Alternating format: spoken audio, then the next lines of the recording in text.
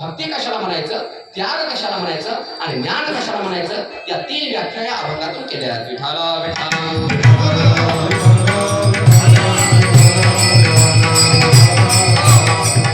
मनुष्य जीवन एकत्र प्राप्त होत नाही. अनेक एक एक येऊनी कोटी कोटी फेरा देवा लागे थारा मनुष्य देहा. एका एका योनीमध्ये कोटी कोटी फिरावं लागतं. तेव्हा बघा अंडज, जारद, स्वेदज आणि उद्बीज 4 प्रकारचे योनी भगवंताने या सृष्टीमध्ये पहिल्यांदा उत्पन्न केले. जारापासून ज्याची उत्पत्ती होती त्याला जारज म्हणतात. अंड्यापासून ज्याची उत्पत्ती होती त्याला अंडज म्हणतात. घामापासून ज्याची उत्पत्ती होती त्याला स्वेदज म्हणतात. जमीन, पाणी आणि बीज हे तिन्ही एकत्रित आल्यानंतर ज्याची उत्पत्ती होती त्याला उद्बीज म्हणतात. कळलं? पाण्याचा सोडून द्या. उद्बीज म्हणजे काय? या पृथ्वी तलावरती जेवढे झाडं आहेत ती उद्बीज आहेत. म्हणजे बियापासून बी, पाणी आणि पृथ्वी एकत्रित आली ती उत्पत्ती होते, त्याला उद्बीज म्हणतात. उद्बीज आहे झाड. म्हणजे या पृथ्वी तलावर एक झाड आहे का? नाना प्रकारचे झाड आहेत. किती प्रकारचे झाड आहेत आयुष्य जरी गेलं तरी समजणार नाही माणसाला, एवढ्या वनस्पती आहेत. मग भगवंतानी कृपा किती केली बघा. उद्बीज योनीमध्ये आपल्याला टाकलं नाही. भगवंताने आपल्याला स्वेदज योनीमध्ये टाकलं नाही. स्वेदज म्हणजे घाम. आता वर्तमान काळामध्ये उष्णतेचे दिवस आहेत, माणसाला घाम येतात आणि तो जर व्यवस्थित त्यांनी स्नान केलं नाही तर डोक्यामध्ये प्राणी तयार होते, त्याला वा म्हणतात. म्हणजे हा जी वा जो नावाचा हा जो प्राणी आहे हा स्वेदच आहे, म्हणजे घामापासून उत्पन्न होतो. भगवंताने आपल्यावरती किती कृपा केली बघा. घामापासून आपली उत्पत्ती नाही. तिसरी योनी सांगितलेली भगवंताने या ठिकाणी जारज आणि चौथी योनी सांगितलेली अंडज. अंडज बघा, अंडज म्हणजे कोणती? अंड्यापासून ज्याची उत्पत्ती होते त्याला अंडज म्हणतात आणि जारापासून ज्याची उत्पत्ती होती त्याला जारज म्हणतात. जारज बघा, गाय कोणती आहे? जारज आहे की नाही? म्हैस कोण आहे? जारज आहे की नाही? शेळी कोण आहे? जारज आहे की नाही? जारापासून ज्याची उत्पत्ती झाली त्याला जारज म्हणतात. पण भगवान आणि मनुष्य देह सुद्धा कसा आहे? जारापासून उत्पन्न होतो ना. म्हणून भगवंताने आपल्याला अंडज मध्ये घातलं नाही, स्वेदज मध्ये घातलं नाही, उद्बीज मध्ये घातलं नाही, जारज मध्ये घातलं. आणि जारज मध्ये घालून केवळ प्राण्यांच्या नाही मानवी योनीला घातलं. ही भगवंताची आपल्यावरती कृपा आहे.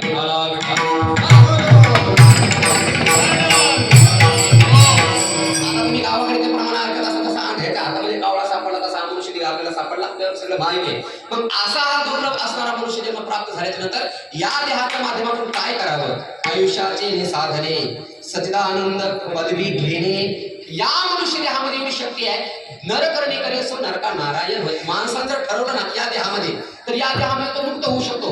या देहामध्ये त्यांनी ठरवलं तर तो जीवनमुक्त होऊ शकतो, परमतत्वाला तो प्राप्त होऊ शकतो. एवढी शक्ती भगवंतानी या देहामध्ये घातलेली आहे. फक्त प्रयत्न करण्याचे मात्र अवकाश आहे. माणसाला फळ तर पाहिजे पण प्रयत्न नको आहे.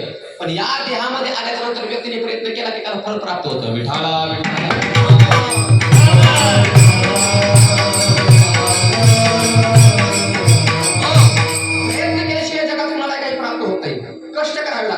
असाध्य साध्य करिता सायास कारण अभ्यास दुकामने.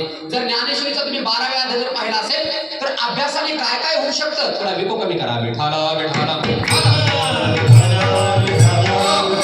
अभ्यास समर्थोसी मत कर्म परमो भव मदर्थमपि कर्माणि कुर्वन् सिद्धी मवाप्स्यसि. या श्लोकावरती बोलत असताना भगवंताने सांगितलंय अभ्यासाने काय होत नाही.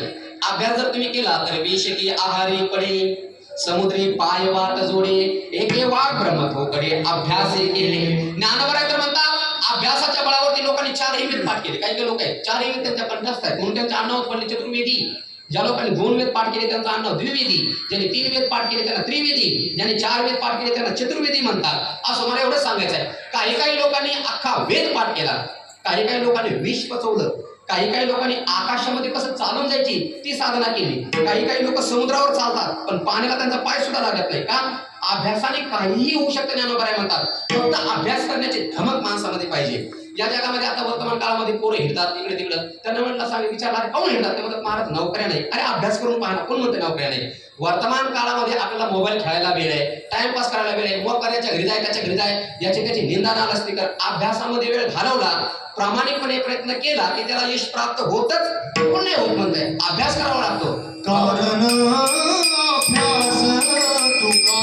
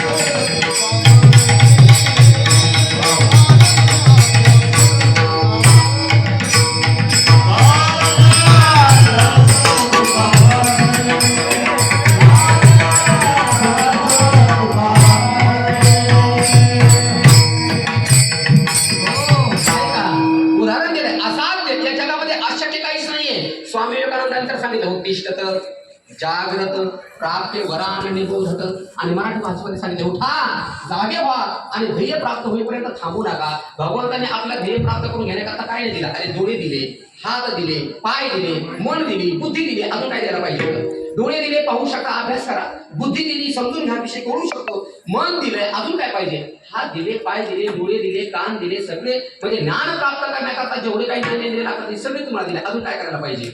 सगळं दिलं, पण आपण कशा होत माहितीये का, सगळं ऐकलं पाहिजे. आपल्याला कष्ट न करता आपल्याला पाहिजे. वहाग आहे, तुम्ही कधी पाहिला का नाही मला माहिती नाही, पण तिकडे आम्ही फिरतो. तिकडं आळे फाटा वगैरे जुन्नर परिसरामध्ये तिकडे डोंगराळ भाग जास्त आहे. तिकडे भरपूर वाघ पाहायला भेटतात बघा. तर तिकडे एक मसवंडी म्हणून गाव आहे आळे फाट्यापाशी. आता आपण परवा दिवशी गेलो होतो, तिथे मी कीर्तन केलं आणि कीर्तन झाल्याच्या नंतर मित्राचं गाव असल्यामुळे त्याने जरा आग्रह केला तुम्हाला सगळे उठून जा महाराज. म्हणून मी मुक्कामी थांबलो त्याच्याकडे. डोंगरात घर होतं गाव होते. आणि मग रात्री कीर्तन केल्याच्या नंतर मी त्याच्या घरी झोपायला गेलो. तर झोपल्याच्या नंतर बाहेर झोपलो. म्हणून जरा डोंगराळ वातावरण आहे, जरा गार वाढत लागत होता म्हणजे बाहेर झोपून निवांत वातावरणात बाहेर झोपलो. तर रात्री 12:30-1 वाजता वाघ डरकाळी फोडायला लागला. ते माझ्या शेजारी झोपलेला होता. मी उठलोय, त्या म्हणलं कोण काय उठतंय. ते म्हणलं वाघ काय नाही, ते इकडे नाही बिंदा झोपा महाराज. झोपलो. सकाळी उठल्याच्या नंतर आम्ही बैरी विधीला बाहेर गेलो तिकडे डोंगराकडे. तर डोंगराकडे जाऊन पाहिल्याच्या नंतर तिथं काही माकडं मेलेली होती. म्हणजे त्यांचे फाडलेले तुकडे तुकडे झाले. मी त्याला म्हणाले एवढे वानर इकडे कोण मारले. त्यांनी सांगितलं रात्री जो वाघ आलता ना त्याची पराक्रम आहे. म्हणजे कसं काय, असं कसं काय. तर म्हणला वाघ जो म्हणून अरे वानर तर झाडावर राहतात, वाघाला तर झाडावर जाता येत नाही, मग या वाघाला ही वानर सापडतात कशा काय. तो म्हणला महाराज वाघाची एक शक्ती अशी आहे की वानर असतात ना झाडावरती जातात रात्री, आणि रात्री हे झाडावर जाऊन बसले की वाघ काय करतो, ज्या झाडावर ते वानर जाऊन बसले त्या झाडाखाली जातो, फक्त डरकाळी फोडतो. नुसती डरकाळी फोडल्याबरोबर वर बसलेले वानर आहेत ना त्यांच्या हृदयाचं पाणी पाणी होऊन जातं. आणि ज्या झाडाला त्यांनी धरले त्या हात सटकतात आणि ते जसे उंबरं खाली पडावे तसे तटा खाली पडतात. आणि वानर खाली पडले की मग त्याच्यावर तो ताव मारतो, त्याला तो पकडतो. म्हणजे वानराला खाली पाडण्याची शक्ती वाघाच्या एका डरकाळीमध्ये. ज्ञानोबा ज्ञानेश्वरीमध्ये उदाहरण दिलंय. हत्ती आहे, हत्तीसारखा बलवान प्राणी त्या जगात दुसरा कोणता नाही. ज्ञानोबा दिलेलं उदाहरण आहे ज्ञानेश्वरीमध्ये. ज्ञानोबा म्हणतात हत्तीमध्ये एवढी शक्ती असते, त्याच्या सोन्याच्या विळख्यामध्ये कितीही जुना पुराणा वृक्ष असू द्या, एकदा का त्याच्या विळख्यात बसला की त्याने ते उपटलंच म्हणून समजा. किती मोठा पोलाद असू द्या, काही असू द्या, त्याने का एकदा मस्तकाने घरात दिली की ते झाड किंवा तो पोलाद पडलाच म्हणून समजा. एवढी शक्ती त्याच्यामध्ये असते. आणि असा हत्ती बलवान, त्याच्यात त्याला विंचू चावला, लक्षपूर्वक ऐका, पुन्हा त्याला भूत लागलं आणि पुन्हा त्याला दारू पाजली. आता किती चावता एक 10-15 वर्ष, एक 10 वर्षापूर्वी पंढरपूरमध्ये गजानन महाराजांच्या दिंडीत एक हत्ती चावता आला होता. तुमच्यापैकी कोणी बातमी ऐकली की मला नाही माहिती, पण त्याला जवळपास 10 वर्ष झाले. शेवटी तो हत्ती चौताळला. अख्ख्या पंढरपूरमध्ये माणसं तुंबीत निघाला. शेवटी त्याला गोळ्या घालून मारावं लागलं. एवढी शक्ती असते हत्तीकडे. पण ज्ञानोबा म्हणतात उन्मत्त झालेला हत्ती आहे, त्याला दारू पाजली, त्याला विंचू चावले, त्याला भूत लागले, आणि असा उन्मत्त झालेला हत्ती, आणि तो जर निघालाय रस्त्याने आणि आता पळत निघालाय, जो समोर त्याला चिडत निघालाय. पण अशा उन्मत्त झालेल्या हत्तीच्या कानावर ज्ञानोबा म्हणतात साधी वाघाची डरकाळी जर पडली तर उच्चलेला पाव पुन्हा कुठं ठेवावं हे त्याला कळत सुद्धा नाही. हृदयाचं पाणी पाणी होऊन जातं त्याच्या. हे असो पाव उचलला मदमुख न ठेवी ती खाला, गरजवली पुढा झाला शिव जली. ज्ञानोबा म्हणतात उन्मत्त झालेला हत्ती आहे, आणि त्या हत्ती उन्मत्त झालेला हत्ती पळत सुटलाय, मारत सुटलाय लोकांना. पण अशा हत्तीच्या कानावर जर शिवाची गर्जना पडली, नुसती डरकाळी पडली तर पाय कुठे ठेवावा हे त्याला कळत. एवढा तो घाबरून जातो, एवढं त्याच्या हृदयाचं पाणी पाणी होऊन जातं. एवढी शक्ती कुणात आहे, वाघात एवढी शक्ती आहे. आणि तो वाघ जर आपल्या गुहेमध्ये शांत झोपला तो म्हणू लागला हरणाचं कवळं कवळं पारस माझ्या मुखात आलं पाहिजे, मला खायला मिळालं पाहिजे. बलवान आहे, परंतु आवाज नीट करा, विठाला विठाला.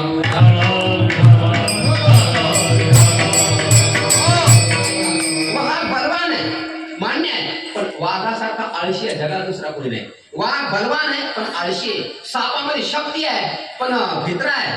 जर सापाकडे भीती नसती आणि वाघ जर आळशी नसतात तर त्यांनी मानव नावाचा प्राणी या पृथ्वीवर ठेवलाच नसतं. नीट अभ्यास करून पहा. सापाकडे एवढं विष असतं पण त्याच्यासारखा भित्रा कोणी नाही. वाघाकडे शक्ती असते पण त्याच्यासारखा आळशी कोणी नाही. वाघ काय करतो माहितीये का, आपल्या गुहेमध्ये कोण नसतो निवांत, आणि ज्या वेळेला भुकेने त्याचे प्राण व्याकुळ होऊन जातील. आता त्याला वाटतं मी मरेल तेव्हा ते शिकारीला निघते, तोपर्यंत ते शिकारीला निघत नाही. मग असा वाघ कुईमध्ये झोपला, तो विचार करू लागला हरणाचं कवळं कवळं मांस माझ्या मुखामध्ये आलं पाहिजे. तर येणार नाही. त्याला जर हरणाचं कवळं मांस खायचं असेल तर त्याला गुहेतून बाहेर यावं लागेल. पहिल्यांदा त्याला आलं सोडून द्यावं लागेल. रक्ताचं पाणी होईपर्यंत त्याला त्या हरणाच्या पाठीमागं पळावं लागेल आणि शिकार करून मग त्याला ते प्राप्त होते. बलवान वाहक आहे, मान्य आहे, शक्ती आहे, सामर्थ्य आहे, सगळं आहे. परंतु ते शक्तीचं सामर्थ्याचं प्रदर्शन करण्याकरता त्याला आळस सोडून द्यावा लागेल. शास्त्रकारांनी सांगितलं तसं आपल्या जीवनामध्ये आपल्याकडे मन आहे, आपल्याकडे बुद्धी आहे, आपल्याकडे शक्ती आहे. वाघाकडे शक्ती आहे पण वापरण्याकरता त्याच्याकडे शक्ती नाही, तो आळशी आहे. तसं माणसाकडे मन आहे, माणसाकडे बुद्धी आहे, माणसाकडे ज्ञानेंद्रिय आहे. त्याने जर योग्य पद्धतीने त्याचा वापर केला तर या जगातल्या कोणत्याही पदावर तो जाऊ शकतो.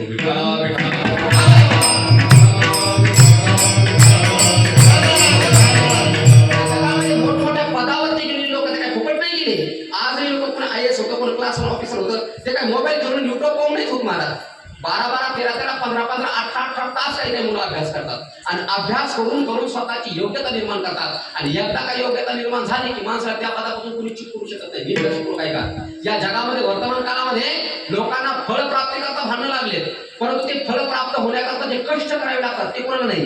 परंतु शास्त्रामध्ये अधिकारी आणि फळ यांचा साध्य साधन भाव संबंध सांगितलाय. जो अधिकारी असतो त्यालाच फळ प्राप्त होतं, अनाधिकाऱ्याला फळ प्राप्त होत नाही. आद्यगुरु शंकराचार्यांचा विवेक चूडामणी नावाचा ग्रंथ आहे. अधिकारी नमा शास्ते फलसिद्धी विशेषतः. मला वेदांत सांगून तुम्हाला झोपवायचं नाही, मला फक्त एवढंच सांगायचं आहे, अधिकार झाला की माणसाला फल प्राप्त होतच. वर्तमान काळामध्ये लोकांना असं वाटतं आम्हाला मान सन्मान मिळाला पाहिजे, पण मान आणि सन्मान कोणाला मिळतो माहितीये का? ज्याचं प्रारब्ध अनुकूल असेल त्याला मान सन्मान मिळतो. एखाद्याला मान मिळायला लागला, सन्मान मिळायला लागला तर लोक त्याच्यावरती जळतात. आणि जळण्याचं काही कारण आहे. अन्न मान धन प्रारब्ध आधी ज्याने जीवनामध्ये पुण्य केलं असेल त्याला मान मिळतो. पण मान सन्मान अन्न हे कुणाला मिळतं? ज्यांनी पुण्य केलं त्याला मिळत असते, विनाकारण कुणालाही मिळत नाही. लक्षपूर्वक आहे का? वर्तमान काळामध्ये लोकांचे भांडण लागले, मी त्या पदावर गेलो पाहिजे. अरे भांडण कशाला करता? स्वतःची योग्यता सिद्ध करा. आंबा पिकला, आंबे आहेत का सध्या? किंवा पेरू पिकला, आंबा पिकला, चिकू पिकला की पोपटला पत्र पाठवलं लागतं का? या म्हणून नाही. आंबा पाराला लागला की पोपट येतोच.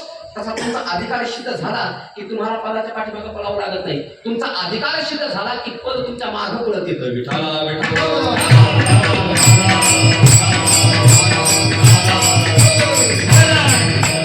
तुमच्या अंतःकरणातल्या पाप वासना संपल्या, तुमच्या अंतःकरणातले काम निघून गेले की तुम्हाला गुरुकडे जावं लागत नाही. गुरु तुम्हाला शोधित येतात. सापडविले भाटे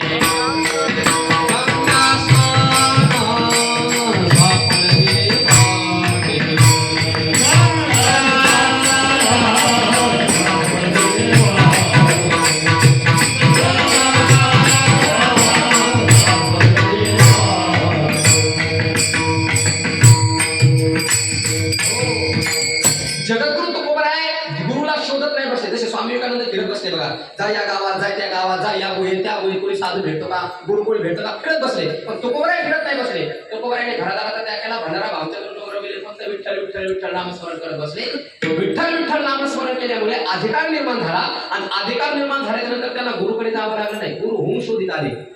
माग शुद्ध रश्मी बाहुली गुरुवार अंगीकार स्वप्नामध्ये सापडविले वाटे. शब्द पहा कसे आहेत. माझा आवाज बिलकुलच कमी जास्त करू नका. विठाला विठाला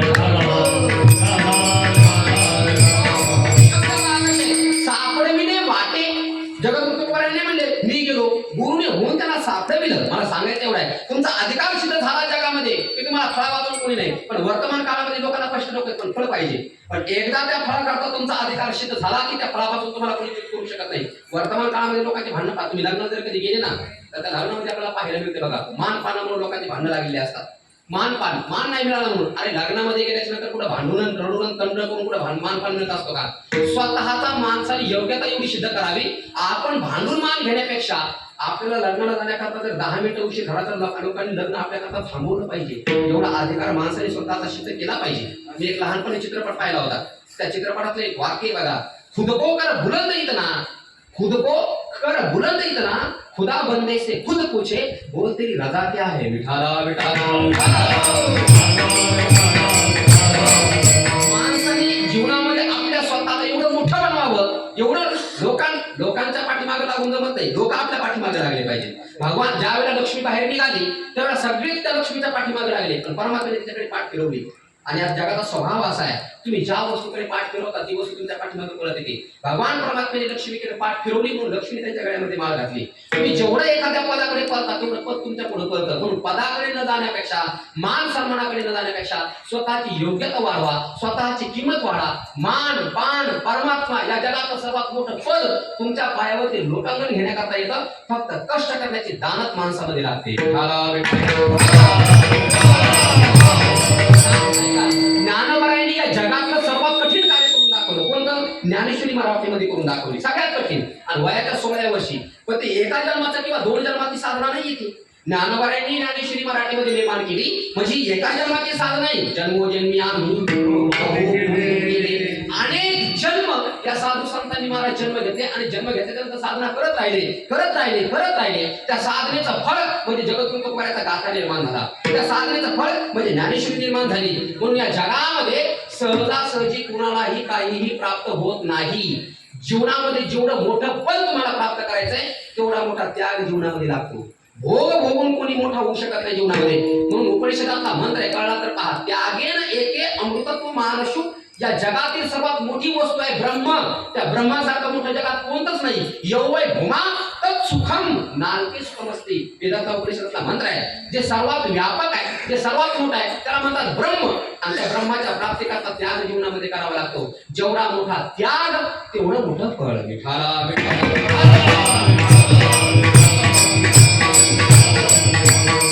जीवनामध्ये सर्वात मोठी उपलब्धी जर मनुष्य जीवनामध्ये कोणती असेल तर भक्ती प्राप्त होणं. याच्यासारखं जीवनामध्ये मोठी प्राप्ती दुसरी कोणती नाहीच आहे. म्हणून तर नाथ महाराजांनी सांगितलं, जीवनामध्ये माणसाने संसाराकरता प्रयत्न करू नये. संसार होत असतो, लग्न झाले की पोरं होतातच, त्याच्यात करून नाही काही. म्हणून माणसाने संसाराकरता प्रयत्न करायचा नसतो. माणसाने प्रयत्न हा परमार्थ करता करायचा असतो. ज्ञानवरांनी किती सोपं सांगितलंय, सायासे करिसी प्रपंचे दिननिसी ज्ञानवर आदिकाळामध्ये म्हणतात, अरे रात्रंदिवस प्रयत्नपूर्वक तू संसार करतो. जेवढा प्रयत्न तू संसाराकरता करतो तेवढा प्रयत्न परमार्थाकरता कर ना. ऐका, संसाराकरता तुम्ही जेवढा आटापिटा करता ना त्याच्यातला 25% जरी आटापिटा तुम्ही भगवंताच्या प्राप्तीकरता केला तर भगवंत तुमच्या पाठीमागे फिरेल.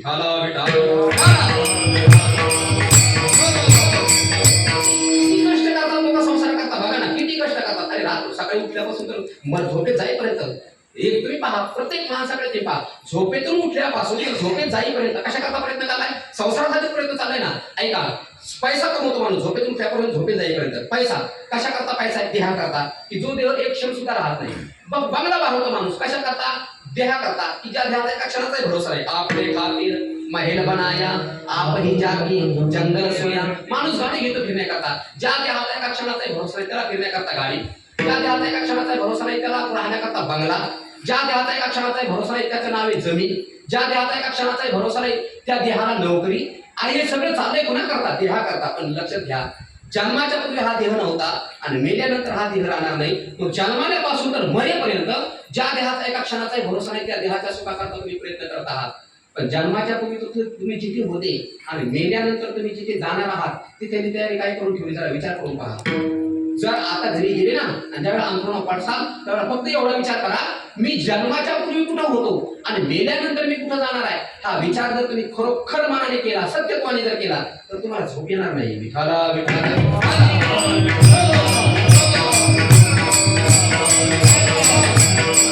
संसार कितीही करा, एरंडाचं कुऱ्हाड येते. एरंडाचं कुऱ्हाड पाहिलं का तुम्ही? उसाचं कुऱ्हाड जर लावलं तर माणसाला रस तरी प्यायला मिळतो.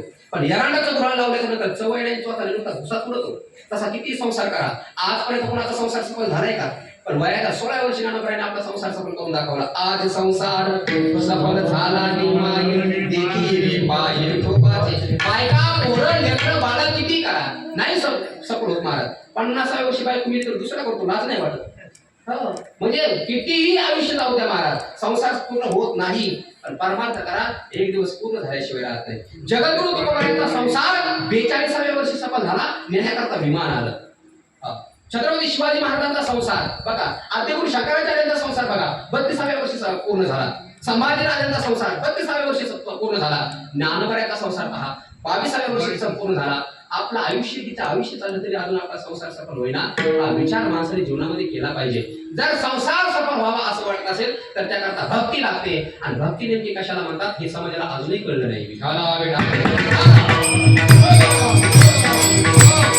संसार सफल होण्याकरता भक्ती लागते. आणि ती भक्ती कशाला कशाला म्हणतात? आपल्याला भक्ती म्हणजे एवढंच माहिती, सकाळी उठायचं, आंघोळ करायची, देवाच्या दर्शनाला जायचं, देवाचं दर्शन करायचं आणि त्याच्या डोक्यावरती चरणावरती डोकं ठेवून देवा सुखाचा ठेव म्हणायचं, झाली भक्ती. फार फार जर झालं आपली भक्ती तर आळंदी पंढरपूरची वारी करू आपण. याच्या पलीकडे आपल्याला भक्ती माहिती नाही. पण भक्ती कशाला म्हणतात? जर तुम्ही शास्त्राचा जर अभ्यास केला तर निश्चित शिका मारता येत नाही. भक्ती ते कठीण शूळावरील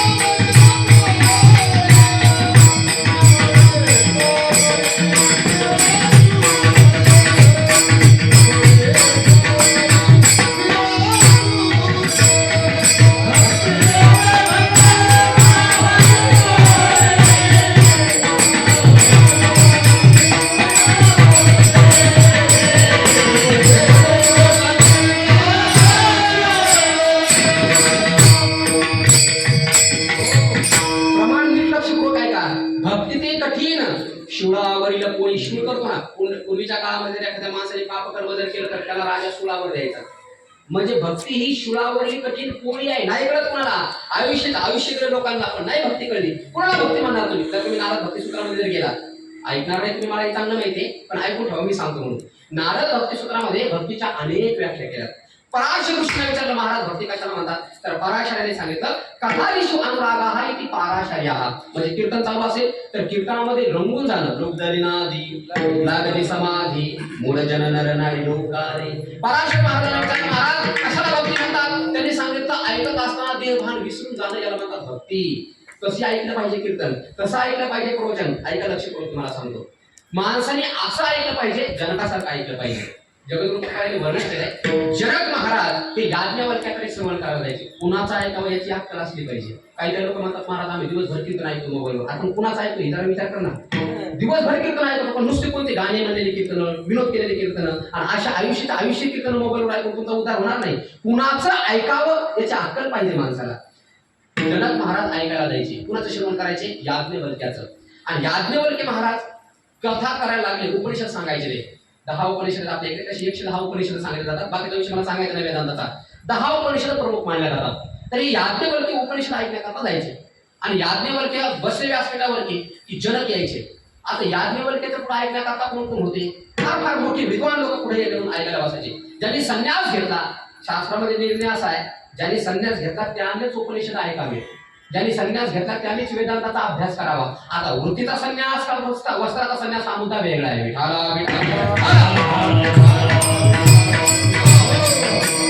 वेदांत उपनिषद ज्यांनी संन्यास घेतला त्यांनी श्रवण केलं पाहिजे असा नियम आहे. म्हणून याज्ञवल्क्याकडे हजारो शिष्य त्यांनी संन्यास घेऊन तिथे सर्व ऐकायला बसायचे. ऐका, सकाळी 7 वाजता पाठ चालू व्हायचा. 7 वाजता व्यासपीठावरती याज्ञवल्क्य बसायचे. बसल्यानंतर त्यांचे सगळे शिष्य समोर येऊन बसायचे. पाठ चालू झाला की मग उशिरा यायचे जनक. आणि जनक म्हणजे कोण माहिती आहे तुम्हाला? जनक म्हणजे राजा. हा या गावाजवळमध्ये राजामध्ये बसून यायचा. आणि जनक राजातून खाली उतरला की पाठामध्ये म्हणजे पोथी, आपल्या भागात पोथी म्हणा त्याला, तुम्हाला पाठ शब्द नाही करायचा. पोथीमध्ये येऊन बसायचा कोणी. बसल्याच्या नंतर मग याज्ञवल्क्य व्यासपीठावर बसले की त्यांच्याकडे बघून पोथी सांगायचे. ऐका, वक्ता कुणाकडे बघून सांगत असतो माहितीये का? वक्त्याला कळतो भरायला नंतर कुणाला कळायला लागला विषय, कोण झोपायला लागले, कोण नुसती मान हलवायला लागले, कुणाला किती विषय कळतो वक्त्याला लगेच कळतं. म्हणून याज्ञवल्क्य काय करायचे? समोर हा जनक बसला की त्याच्याकडे पाहून कथा सांगायची. आणि सगळ्या बाकीच्या लोकांना वाटायचं बघा आपले महाराज किती लोभी आहेत, आपल्याकडून लोभी आहेत. आणि आपण घरादाराचा त्याग केला, बायका पोरांचा त्याग केला, सगळ्या धनाचा त्याग केला आणि संन्यास घेऊन यांच्या समोर पोथी ऐकत बसलो. हे आपल्याकडे कोण कथा सांगत नाहीत, मग राजाकडे कोण कथा सांगतात. म्हणजे महाराजाला राजाला खुश करून त्याच्याकडनं काहीतरी घ्यायचं असेल असं त्यांना वाटायचं. आता ते याद निवडकी होते महाराज, अंतर्यामी होते. न सांगता तुम्हा संत म्हणजे काय, न सांगता सगळं त्यांना कळतं. याद निवडकाच्या लक्षात आलं हे भामटे माझे शिष्य पुढे बसलेले आहेत ना, यांना माझ्याविषयी संशय आला, जरा दाखवून यांना हिंगा कसा असतो आपला. दुसऱ्या दिवशी याज्ञवल्क्य त्यांनी काय केलं, पाठ चालू झाला, म्हणजे पोथी चालू झाली. ते जनक महाराज आले, पोथीमध्ये येऊन बसले, रांगात पोथी आले, सगळे विसरले. आणि याज्ञवल्क्यांकडे शक्ती होती, कर्तुम अकर्तुम अन्यथा कर्तुम शक्ती संपन्न हे संत असतात. याज्ञवल्क्यांनी काय केलं, आपल्या योग मायाच्या सामर्थ्याने ज्या आश्रमात ते सगळे साधू राहत होते ना, त्या आश्रमालाच आग लावली. संत आश्रमाला आग लागली, आश्रम पेटला. जे काही पापला बसले होते, पोथीमध्ये बसले होते, ते बाकीचे शिष्य पळताना सांगितलं, महाराज गुरुदेव आश्रम पेटला, आश्रम पेटला. आश्रम पेटला म्हणल्याबरोबर जे समोर ऐकायला बसले होते ना, त्यांना असं वाटलं आपल्या झोपड्या पेटतील. आणि झोपड्यामध्ये काय होतं, त्यांच्या फक्त 9 गोट्या. आता संदेशाकडे काय असते, त्यांना असं वाटलं आपल्या 9 गोट्या होतील, म्हणून चालू पोथीतून उठले आले. कुठं 9 गोट्या वाचवण्याकरता सगळी पळून गेली. पण याज्ञवल्क्याच्या समोर एकच बसून राहिला, कोण, जनक. तो काय उठला नाही. हा, याज्ञवल्क्याने सांगितलं, महाराज आपण राजे आहात, तुमचं काही जळत असतं तर जा जरा पाहून या. त्यावेळेस याज्ञवल्क्याने सांगितलं, जनकाने सांगितलं, महाराज पोथी चालू ठेवा, पोथी बंद करू नका, पोथी चालू ठेवा. पोथी चालू राहिली. याज्ञवल्क्य सांगतायत, जनक महाराज एकरूप होऊन श्रवण करतायत. याज्ञवल्क्याने पुन्हा चमत्कार केला. हा जो अग्नी आश्रमाला लागला होता, तो हळूहळू हळूहळू जनकाचा जिथं राजमहल आहे, तो अग्नी त्या राजमहालाला लागला. परत तो काय प्रहरी जो असतो, तो प्रहरी परत आला. त्यांनी सांगितलं, महाराज द्वारपाल परत आला. त्यांनी सांगितलं, महाराज तुमच्या राजभवनाला अग्नी लागलाय, तुमच्या राजवाड्याला अग्नी लागलाय, चला विश्वा अग्नी विश्वा चला. त्यांनी सांगितलं, महाराज पोथी चालू ठेवा, पोथी बंद करू नका, तुम्ही सांगत राहा, तुम्ही सांगत राहा. एवढा अग्नी पेटला. पुन्हा तो द्वारपाल सांगत आला. त्यांनी सांगितलं, महाराज तुमच्या राण्या, तुमच्या बायका ज्या राजमहालात राहतात त्याला राणीवासा म्हणतात, त्या राणीवासाला आग लागली. जर तुम्ही लवकर गेला नाही तर सगळ्या राण्या जळून खाक होतील, चला. तरी सुद्धा जनकाने सांगितलं, महाराज पोथी बंद करू नका, चालू ठेवा, चालू ठेवा, चालू ठेवा. चालू राहिली, चालू राहिली. याज्ञवल्क्याने अजून चमत्कार केला. जो अग्नी होता तो जवळ जवळ जवळ जिथं पोथी चालली होती तिथपर्यंत अग्नी आला. तिथून जिथं ज्या आसनावरती जनक महाराज बसले होते त्या आसनापर्यंत अग्नी आला. त्या आसनाला अग्नी लागला. एवढंच नाही, त्या अग्नीमध्ये जनकाचा पाय जळायला लागला. तुका म्हणे राज करी राजन,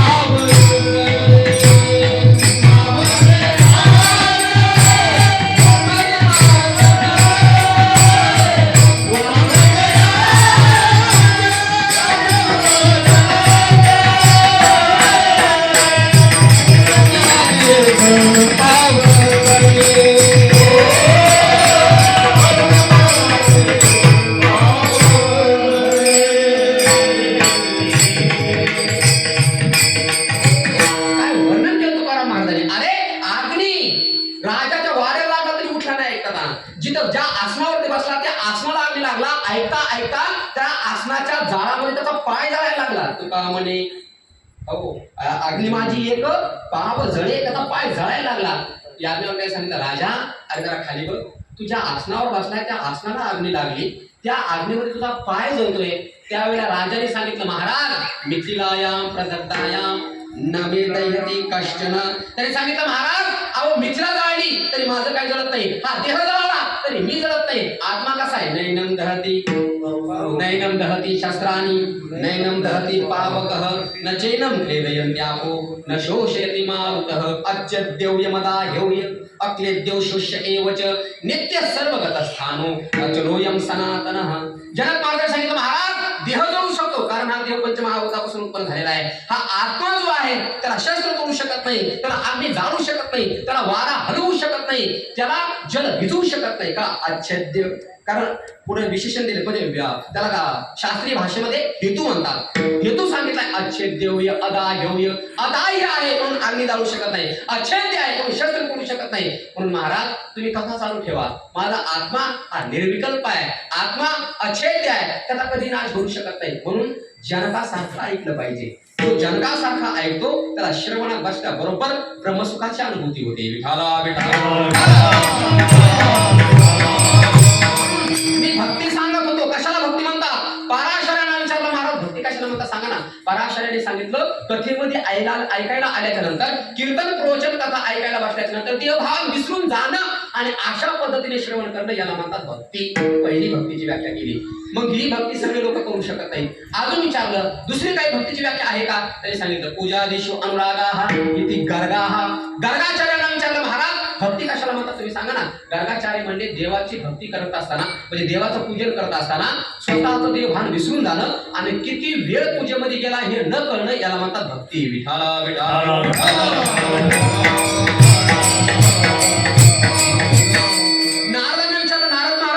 तुम्ही सांगा भक्ती कशाला म्हणतात? नारद म्हणजे खरं सांगू का, एक क्षण सुद्धा देवाचं विस्मरण न होणं. जीवनात जेही आपण कर्म करतो ते परमात्म्याला समर्पित करणं. कायेन वाचा मनसेंद्रियर्या बुद्ध्यात्मना वा प्रकृती स्वभावा करोति यत् सकलं परस्मै नारायणाय समर्पयामि. कायेनी वाचेनी मनानी आपण जेही कर्म करतो ती सगळी कर्म परमात्म्याला समर्पित करायची आणि ती कर्म परमात्म्याला समर्पित केल्याच्या नंतर परमात्म्याचा एक क्षण सुद्धा अंतःकरणातून विसर न पडणं. नारदाने सांगितलं याला भक्ती म्हणतात. नारद स्तुत दर्पिता अखिलाचारता तद विस्मरणे परम व्याकुलतेच. भगवंताचं विस्मरण झाल्याच्या नंतर जशी मासा पाण्यातून काढल्याच्या नंतर तरफडतो तसं भगवंताचं विस्मरण झाल्याच्या नंतर ज्याचं चित्त तळमळतं समजून घ्या त्याला भक्ती प्राप्त झाली.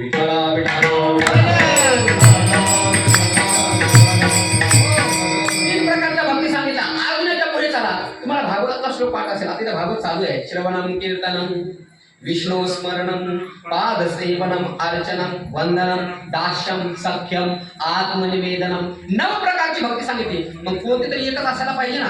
इथे सांगितली 9 प्रकारची भक्ती. नारद भक्तसूत्रामध्ये सांगितली 3 प्रकारची भक्ती. ज्ञानवरायला विचारलं तुम्ही कशाला भक्ती म्हणता? शंकराचार्य शंकरम शंकराचार्य कळलं तर पहा. शंकराचार्याने विचारलं महाराज तुम्ही कशाला भक्ती म्हणता जरा सांगा बरं. शंकराचार्य म्हणले मोक्षकारण सामग्र्याम भक्तिरेव करियसी स्वस्वरूपानुसंधानम भक्ती नित्य भीती येते. आद्यगुरु शंकराचार्याने विचारलं भक्ती कशाला म्हणतात? आद्यगुरु शंकराचार्याने सांगितलं जीवात्मा परमात्मा रूप होऊन जाणं याला भक्ती म्हणतात.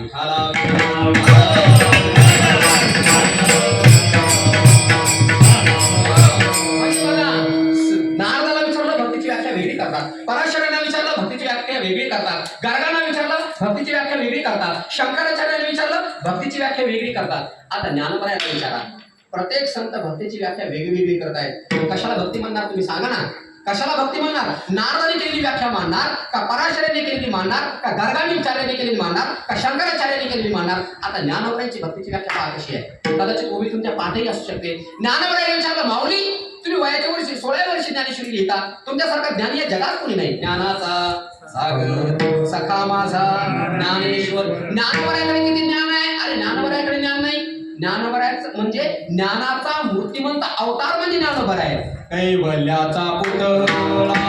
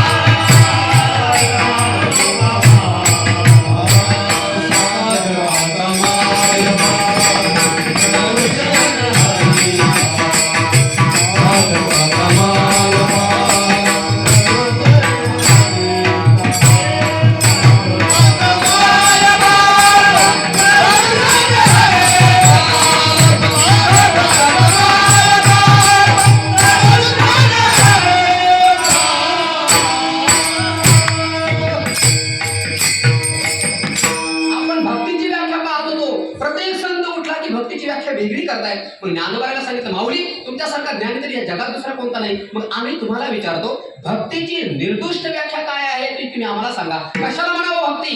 ज्ञानोबाराय म्हणजे एका ओबी सांगू का, 9031 ओव्या सांगितल्या. पण ज्ञानोबाराय म्हणतात भक्ती कशाला म्हणतात, एका ओळीमध्ये सांगतो. जे जे भेटे भूत ते ते मानिजे भगवंता. पुढे बोला, हा भक्ती योग निश्चित जाण माझा. हे अर्जुना, तुला जर भक्तीची व्याख्या समजून घ्यायची असेल, भक्ती निश्चित 100% भक्ती म्हणजे काय, खरी भक्तीची व्याख्या जर तुम्हाला ऐकायची असेल, जे जे भेटे भूत. भूत म्हणजे आमुष्याला आपण बाहेर गेल्यानंतर ते नाचतं की नाही, त्याला भूत म्हणतात. आणि ते भूत भेटलं की त्याला देव म्हणून त्याची पूजा करायची, देव भेटतो, असा शब्द आहे का भूत म्हणजे. मग ज्ञानोबाराय तर म्हणले ना, जे जे भेटे भूत. भूत म्हणजे आमोशाच्या दिवशी नाचतं ते भूत नाही, या देहाला भूत म्हणलंय.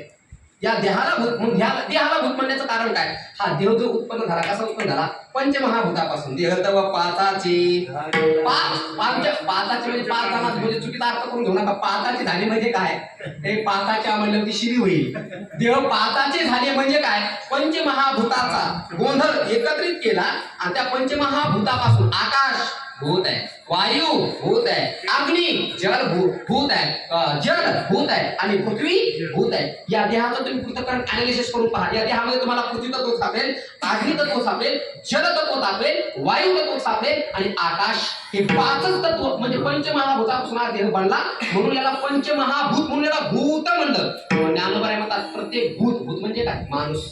जोही माणूस भेटेल तो माणूस न पाहता त्याच्याकडे भगवंत रूपाने पहा.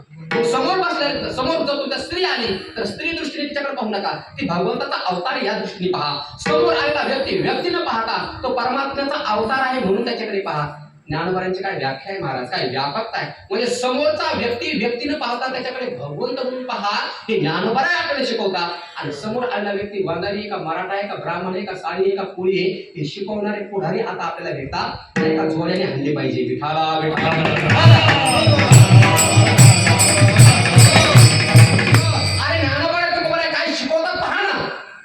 जात वीत गोत कुळशील मात भजिका त्वरित भावना युक्त. काय सांगितलं ज्ञानोबारायने, अरे हरिपाठ जर तुम्ही रोज म्हणत असाल आणि मतदान जर जाती भेदावर जर करत असाल तर तुमच्यासारखा मूर्ख कोणीच नाही. तुमचा हरिपाठ आयुष्यभर केला गेला पाण्यात, काही उपयोग नाही. अरे स्वतः ज्ञानोबाराय सांगतात, अरे सामान्य लोक सोडा, खेडेपाड्यात ज्यांना परमार्थाचं ज्ञान नाही ते जे रोज हरिपाठ करतात, हरिपाठाचं प्रमाणे नाही, रोज हरिपाठ करणाऱ्या लोकांनी सुद्धा मतदान देशाचं हित पाहून नाही केलं, जात पाहून केलं. विठाला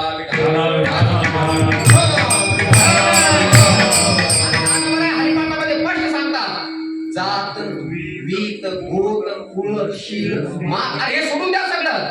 यातायाती धर्म नाही विष्णुदासा, निर्णय हा ऐसा वेद. यातायाती म्हणजे वारकरी संप्रदायामध्ये जात भेद नाही महाराज. ज्ञानोबाराय ब्राह्मण कुळामध्ये जन्माला आले, सावता महाराज माळी समाजामध्ये जन्माला आले, गोरोबा काका कुंभार समाजामध्ये जन्माला आले. पंढरपूरमध्ये जर तुम्ही गेलात तर महागौरामध्ये समाधी कुणाची, नामदेव महाराज शिंपी समाजामध्ये जन्माला आले. अजून ते भिंती खाली दगून मेलेले चोखोबाराय महाराज महार समाजामध्ये जन्माला आले. आणि ज्ञानोबारायने सगळ्या संतांना एकत्रित आणलं. आणि आणल्यानंतर ज्ञानोबारायने जातीभेद नाही केला. मिळविले मान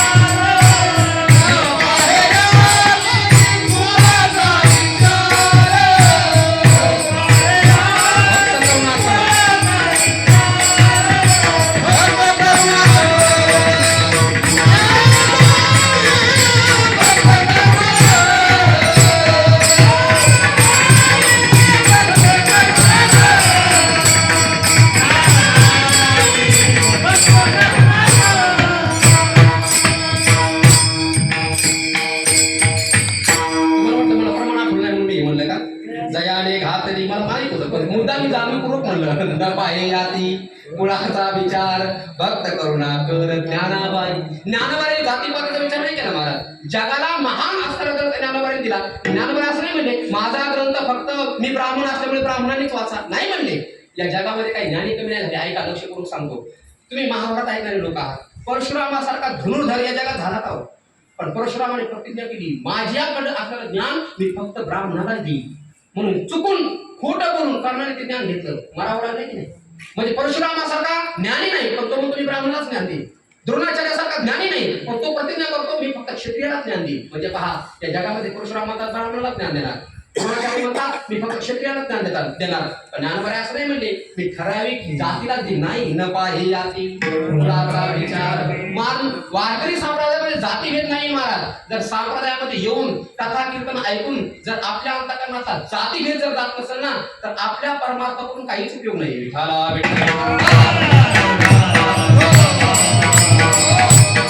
ज्ञानोबांनी काय भक्तीची व्याख्या केली पहा. उच्च नीच काही नेने म्हणजे बघा, भगवंत उच्च नीच नेणे, हा उच्च कुळातला हा नीच कुळातला देव पाहत नाही. हा उच्च कुळातला हा नीच कुळातला संत पाहत नाही. जर संत आणि भगवंत जर जातीभेद पाहत नाही तर तुम्ही जातीभेद करता कशा करता? केवळ फक्त पोळी भाजून घेण्याकरता, केवळ समाजावर राज्य करण्याकरता. अरे हे राज्य आजपर्यंत कुणाचा रावणासारखा एवढा बलाढ्य देव तो टिकला नाही तर 5 वर्ष जाती भेदावरती केलेलं समाजामध्ये केलेलं 20-30 दिवसात टिकणार आहे. पण ज्या वेळेला मारताना तुम्ही त्यावेळेला तुमची अशी फजिती करतील मारिती तोडीती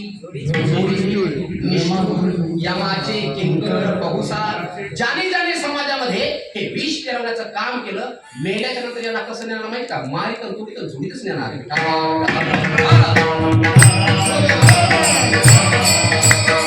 भक्तीची व्याख्या सांगा तुम्ही या जगामध्ये भक्ती कशाला म्हणतात? समोरून आलेला माणूस हा माणूस नाही, हा भगवंताचा अवतार आहे. सर्व घटी राम सूर्य प्रकाश. अरे सूर्याने कधी भेद नाही केला. सूर्य म्हणला का मी ब्राह्मणालाच प्रकाश देईन, सूर्य म्हणला का मी मराठ्यालाच प्रकाश देईन, सूर्य म्हणला का मी माऱ्यालाच प्रकाश देईन, मी वांद्र्यालाच प्रकाश देईन. तर सूर्य जर जाती भेद करत नाही, पृथ्वी अशी म्हणली का मी फक्त ब्राह्मणाला धारण करीन, मी फक्त माळकऱ्याला धारण करीन, मी फक्त कीर्तनकाराला धारण करीन, जो मटण खातो दारू पितो देवाला शिव्या देतो त्याला मी माझ्यावर ठेवणार नाही. पृथ्वी असं म्हणली का? वायू कधी असं म्हणलं का मी आमच्या जातीला माझा वायू प्राणवायू देईन? नाही. आकाशमध्ये असं म्हणलं का मी केवळ फक्त माळकऱ्यांनाच ठेवीन बाकीच्यांना मारून टाकेल? असं कधी म्हणलं का? जर सूर्य जाती भेद करत नाही, आकाश जाती भेद करत नाही, वायू जाती भेद करत नाही, पृथ्वी जाती भेद करत नाही, पाणी जाती भेद केला का? जर पाणी ठरवलं मी फक्त ब्राह्मणाची स्थान तहान घालवणार बाकी त्यांची घालवणारच नाही तर कसं होईल? विचार करून पाहा. जर भगवंताने निर्माण केलेले घटक जर जाती भेद करत नाही तर तुम्ही आम्ही का जाती भेद करतो? कशा करता करतो? आणि जोपर्यंत जाती भेद संपत नाही तोपर्यंत भगवंताची प्राप्ती होत नाही. विठाला व्याख्या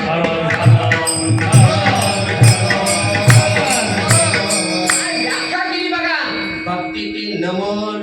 म्हणून तुम्ही आपल्या महाराष्ट्रामध्ये बघा सकाळी सकाळी माणूस भेटल्यानंतर काय म्हणतो? राम राम. काय म्हणतो? नमस्कार आहे की नाही? भक्ती म्हणजे सहज म्हणजे वारकरी संप्रदायाच्या लोकांनी भक्तीची किती सरळ आणि सोपी व्याख्या केली. समोर भेटलेला माणूस माणूस नसून हा भगवंताचा अवतार आहे. आणि माणूस तर सोडाच, समोर भेटलेला प्राणी सुद्धा भगवंताचा अवतार आमच्या संतांनी मानलाय. नाथ महाराजाला गाढव भेटला देव म्हणून त्याला पाणी पाजलं. ज्ञानोबाला गिरेडा भेटला देव म्हणून त्याच्याकडून वेद बोलून घेतला. किती प्रमाण सांगायचे, किती उदाहरणं सांगायचे तुम्हाला?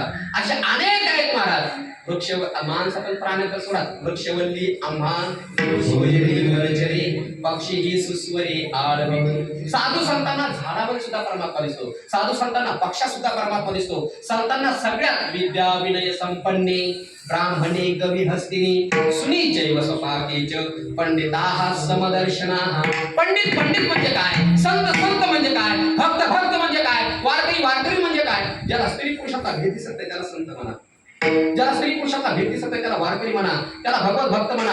आणि हे सगळं जग भगवंताचा अवतार आहे असं मानणं ही समस्त ही श्री वासुदेव ऐसा प्रतिती रसाचा ओतला भागू. म्हणून पुढे शब्द पहा म्हणून भक्ता माझी राहू आणि ज्ञानी आहे तोची. ज्ञानोबा म्हणतात तोच भक्त आहे. कोण? ज्याला हे सगळं विश्व परमात्मा स्वरूप दिसतं तोच भक्त आहे. कोण? ज्याला हे सगळं विश्व परमात्म्याचा अवतार दिसतं. म्हणून त्या गौरीची अवस्था बघा कशी झाली. कहा पगडा रू देखे अंधेरा देखा तो सब वहिने घेरा. जगद्गुरु तुकोबाराय म्हणतात विठ्ठल जेडी स्थळी खरला भेदा भावना ही उरला. जगद्गुरु तुकोबाराय जगाकडे पाहतात तेव्हा त्यांना सर्वत्र परमात्माच दिसतो. आपलं आयुष्याच्या आयुष्य गेलं परमात्मा पण आपला मायबापात देव दिसना अजून. विठाला बेटा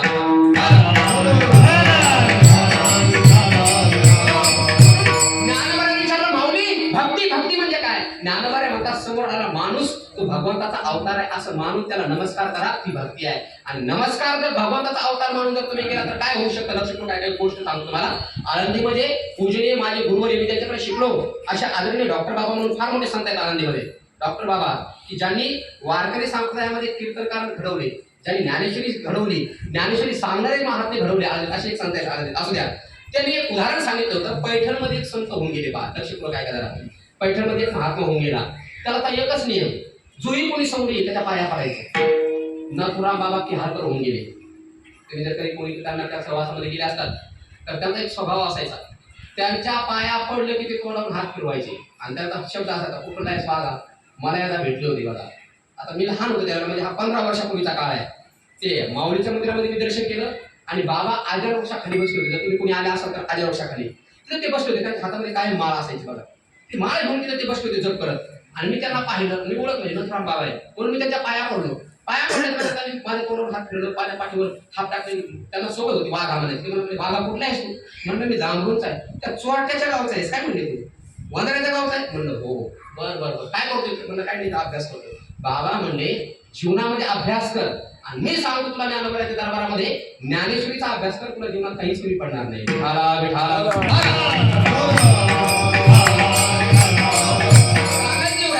जुनीची संत मंडळी होती ना महाराज, त्यांना किती विद्वत्ता होती हा मुद्दा वेगळा आहे, पण जोही समोर यायचा ना त्याच्यावरती ते प्रेम करायचे. त्याचा भगवंताचा अवतार म्हणून त्याच्यावरती ते प्रेम करायचे. जे का रंजले गांजले त्यासी म्हणे जो आपुले तो दिसा रोड खावा ते बघितले जाणावा. जो गरीबांना, जे दोन दुबळ्यांना, सामान्य जनतेला माझं म्हणतो त्याला पोटाशी लावतो त्याला संत म्हणतात. मला सांगायचं एवढंच होतं, पैठणमध्ये एक माणूस होता, एक संत होते. त्याचा एक नियम, जेही कोणी त्याला भेटायला आलं किंवा जेही कोणी भेटेल त्याला ते पाया पडायचे, त्यांना नमस्कार करायचे, त्यांना दंडवत घालायचे. दंडवत कसा घालायचा मंदिरामध्ये गेल्याच्या नंतर, आता ते सगळं विस्तार वेगळ्या माध्यमातून सांगायचं नाही. दंडवत घालायचे ते. आणि एकदा असं झालं त्यांनी गोदावरीचं स्नान केलं आणि गोदावरीचं स्नान करून ते घरी चालले होते. घरी जात असताना त्यांना एक समोर गाढव दिसलं, मेलेलं गाढव होतं. त्यांना असं वाटलं माणूसच आहे. आता ते त्यांच्या मस्तीमध्ये असायचे, संतांना काही झंडी नसतं कोणाचं, ते त्यांच्या मस्तीत त्यांना असं वाटलं कोणतरी माणूसची काय की, म्हणून त्यांनी त्या मेलेल्या गाढवाला नमस्कार केला, दंडवत घातलं त्याला. चमत्कार असा झाला, त्या गाढवाला दंडवत घातल्यानंतर ते गाढव जिवंत झालं, ते पळालं. ते बघितलं पैठणला त्याला राम नाही. त्याच्या बापरे, या माणसाने साधना केली आणि याची साधना सिद्ध झाली. त्यांनी मेलेल्या गाढवाला नमस्कार केला तर गाढव जिवंत झालं. याच्या साधनेचा हा चमत्कार आहे की काय, त्याला असं वाटलं. नेमका योगावर त्या दिवशी मग एक माणूस मेला होता, तो पळतच गेला आणि जो माणूस मेला होता त्याला उचललं. ते घरातले लोक म्हणजे अरे कुठे चालला तुम्ही, थांबा त्याला जिवंत करतो मी. म्हणजे असं कसं काय, म्हणजे बघायला खरं. त्याने त्या मेलेल्या माणसाला उचललं आणि तो जो माणूस जो आंघोळ करून घरी चालला होता त्याच्या समोर नेऊन टाकलं. आता त्याचा नियम होता, समोर कोणी येऊ त्याला दंडवत करायचा. तो माणूस समोर आल्याबरोबर ते प्रेत होतं. त्यांनी मागचा पुढचा विचार न करता त्या प्रेताला दंडवत केला तर ते प्रेतच जिवंत झालं. म्हणजे नमन ही भक्ती अशी आहे, नमस्कारामध्ये एवढी शक्ती आहे, मेलेल्या माणसाला जिवंत करू शकते एवढी साधना या नमस्कारामध्ये. ज्ञानोबा म्हणतात या जगामध्ये हा भेटलेला माणूस हा माणूस नसून हा भगवंताचा अवतार आहे असं मानलं तर मला सांगा, भेटणारा प्रत्येक व्यक्ती जर भगवंताचा अवतार आहे असं जर मानलं तर जाती भेदाचा कलह होईल का? उच्च नीचतेचा कलह होईल का? नाही होणार. म्हणून साधू संतांनी भक्तीची व्याख्या करत असताना देवा साधू संत असे नाही म्हणले देवाला ओंबाळीत बसा, त्याला नैवेद्य दाखवा, त्याला गदच लावा, त्याला ओवाळा करा, हे सगळं ही वेगळा मुद्दा आहे. पण खरी भक्तीची व्याख्या म्हणजे हा समस्त समाज, हा समाज नसून हा भगवंताचा अवतार आहे. म्हणून अटल बिहारीचं एक वाक्य होतं बघा, ते म्हणायचे आणि हा भारत म्हणजे हा भूमीचा तुकडा नसून भारत म्हणजे एक जिता जागता हा एक राष्ट्र पुरुष आहे. विठाला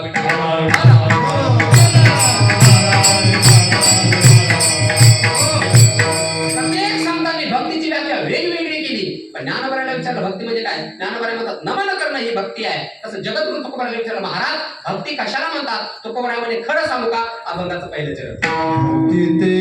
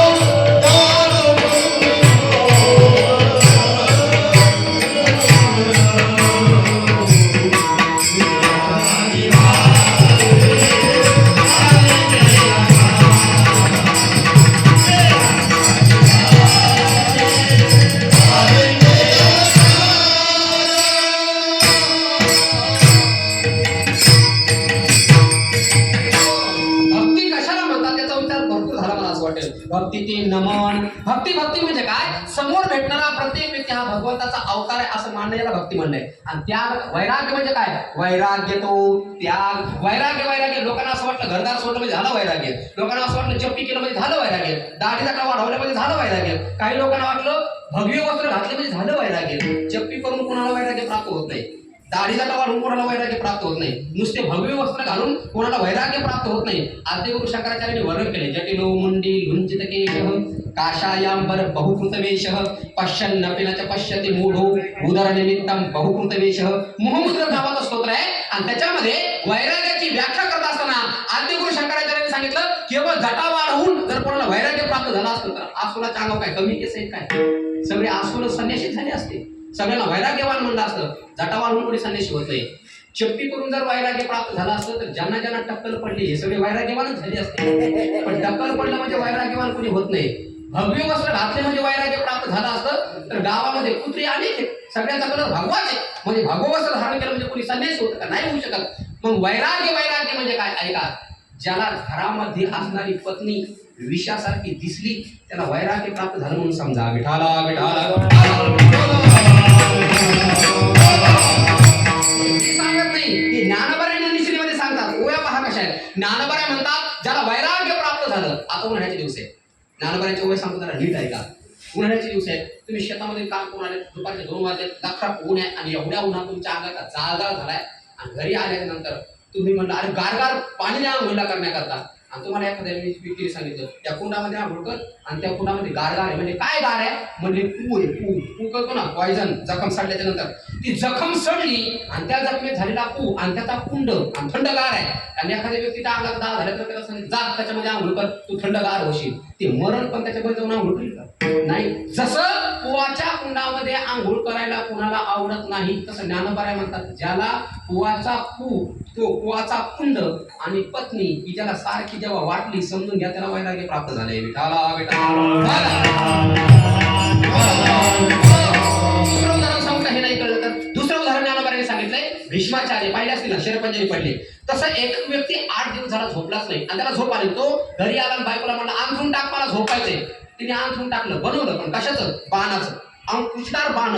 ज्या बाणावरती भीष्माचार्याला 6 महिने पडावं लागलं अशा अंकुशदार बाणाची शय्या बनवली आणि त्या व्यक्तीला सांगितलं झोपा आता याच्यावर, तो झोपल का? जसं अंकुशदार बाणाच्या शय्येवरती झोपायला कोणी पसंत करत नाही, ज्ञानबराय म्हणतात तसं अंकुशदार बाणासारखी ज्याला पत्नी वाटली त्याला वैराग्य प्राप्त झाले.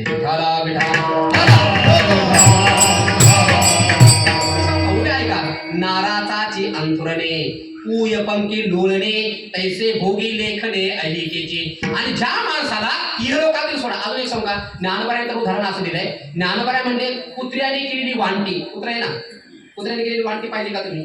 आता त्या कुत्र्याला खीर खाऊ घाला, एवढी खाऊ घाला की त्याने उलटी केली पाहिजे आणि कुत्र्याने उलटी केली की त्याच्यातून काय निघतात? वाफा निघतात की नाही? अशी गरम गरम कुत्र्याने केलेली वांटी कोणाला खाऊ वाटते का? कळतं ना मी काय बोलतोय ते? कुत्र्याने केलेली वांटी जशी कुणालाही खाऊ वाटत नाही तसं कुत्र्याने केलेल्या वांटी सारखी ज्याला पत्नी दिसली त्याला वैराग्य प्राप्त झाले.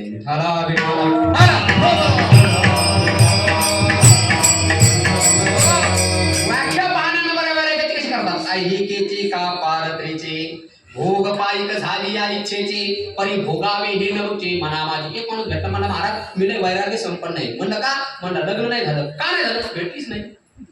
दिलीच नाही, कोणी भेटलीच नाही. अरे दिली नाही म्हणून ब्रह्मचारी राहणं हे वेगळं. सगळे भोग पायावरती अनुकूल असावे मग त्याग करावा. गौतम बुद्ध पहा, कधी वाचून पहा तुम्ही चरित्र. अरे काय त्याग आहे जीवनामध्ये.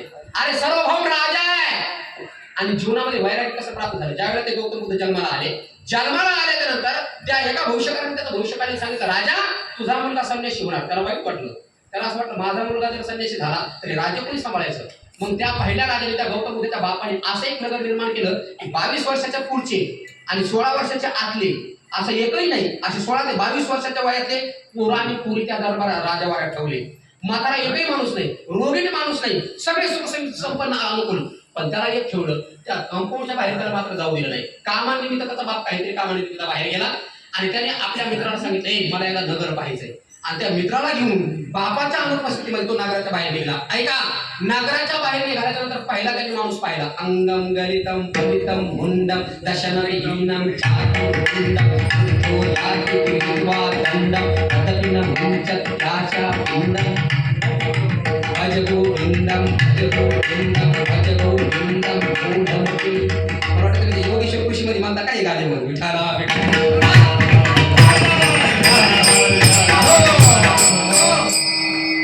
गौतम बुद्धाने बाहेर आल्याबरोबर पहिला एक माणूस पाहिला. अंगम गलितम, सगळं अंग पिकलेल्या, जसं एखादा केळ असतं बघा, ते जर गाडीमध्ये किंवा आपल्या पिशवीमध्ये जर दबलं तर ते कसं बिलबिल होत नाही. तसं 80 वर्षाच्या म्हाताऱ्याची त्वचा पाहावर कशी झालेली असते, बिलबिल झालेली असते की नाही. अंगम गलितम फलितम मुंडम, सगळे केस पांढर झालेले असतात. दशन विदीनम, तोंडात सगळे दात पडून गेलेले असतात. जातम कुंडम, मान हलते. तुम्ही अजूनही पहा, 80 वर्ष मान झाली की माणसाच्या मान हलतात बघा. पण चमत्कार त्याचा तास आहे. मी आता त्र्यंबकेश्वरला गेलो होतो, तुम्ही गेला होता कधी मला माहिती नाही. त्र्यंबकेश्वरला आवश्यक ब्रह्मगिरीला तिथे एक मला संन्यासी भेटला होता आणि त्या संन्याशात तसंच बोलता बोलता बोलता मग हा श्लोक तिथं आला. अंगम गलितम फलितम मुंडम दशनविहीनम जातम तुंडम हा श्लोक आला. आणि जातम तुंडम या श्लोकाचं स्पष्टीकरण करत असताना त्यांनी सांगितलं, मला विचारलं त्याने, म्हणजे महाराज म्हणलं काय माणसाच्या माना हलतात तुम्हाला माहिती का. म्हणलं मान हलतात. म्हणजे त्याचं लॉजिक माहिती का तुम्हाला. म्हणलं काय. म्हणजे हे बघा, बाई म्हातारी झाली की तिची मान अशी हलते आणि माणूस पुरुष म्हातारा झाला की तिची मान अशी हलते. त्याचं लॉजिक तुम्हाला माहिती का. म्हणलं नाही. म्हणलं ऐका मी सांगतो. म्हणलं काय लॉजिक आहे, काय रहस्य आहे त्याचं. ते म्हणलं हे पहा, बाईला आयुष्यभर सवय लागलेली असते, पावडर आणा, तेल आणा, अमुक आणा, तमुक आणा, म्हणून तिची म्हातारी झाली तरी तिची मान हलत राहते. आणा आणा, हा पाट्या दमलेला असतो आणून आणून. मग म्हातारा हा झाला की म्हातारी म्हातारा झाल्यावर म्हणते याला संसार करू. मग तू नको जिरली आता माझी.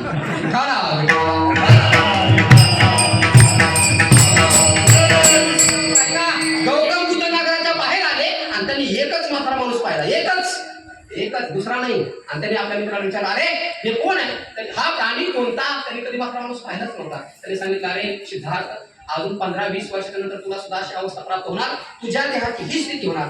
आश्चर्य वाटलं, अरे माझ्या देहाची ही स्थिती होणार. वैराग्य उत्पन्न झालं. अजून थोडं पुढे गेले, कुष्ठरोग झालेला माणूस पाहिला. सगळ्या अंगातून खूप वाहणारा, अंगावरती माशा बसलेल्या, त्याच्या मागे कुत्रे पळतात, अंगावरती माशा घोंगवतात, असा रक्त कुष्ठरोग झालेला माणूस पाहिला. विचारलं, आणि हे कोण आहे. त्यांनी सांगितलं, तुलाही असा रोग होऊ शकतो. अजून पुढे गेले आणि अंत्ययात्रा पाहिली. राम नाम सत्य है, राम नाम. त्याने विचारलं, अरे हे काय आहे. ती असली अंत्ययात्रा मी जीवनात कधी पाहिली नाही. त्याने सांगितलं, याच्यात प्राण निघून गेले, आता याला 5 मिनिटांना निघून जाणार आणि याच्या देहाची राख होणार. गौतम बुद्धाने विचार केला, जर मी म्हातारा होणार असेल, जर मला रोग होणार असेल आणि जर मी मरणार असेल तर या जगामध्ये अविनाशी काय आहे ते मला प्राप्त करून घ्यायचंय. आणि त्या क्षणी सुंदर असणारी पत्नी, राहुल नावाचा मुलगा, राज्य सगळ्याचा त्याग केला आणि जंगलात जाऊन बोधी वृक्षाच्या झाडाखाली बसून आत्मशांती संपादन केली आणि संपादन करून मगच उठला. असा निश्चय असला पाहिजे. परमात्म्याच्या प्राप्ती करता सगळ्या घरादाराचा त्याग करणं याला म्हणतात वैराग्य. विठाला विठाला.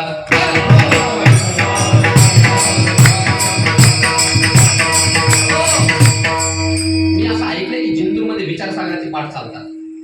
तिकडे मला माहिती नाही खरं, पण मी असं ऐकलंय. हा, तिथं कोणी आले का विचारसागर ऐकणार. आहे का कोणी तुम्ही. हा बरं. विचारसागरामध्ये वैराग्याची व्याख्या केली बघा. ऐका, इहलोकापासून परलोकापर्यंत अनुकूल मानलेल्या भोगाच्या त्यागाच्या इच्छेला वैराग्य म्हणतात. विठाला विठाला.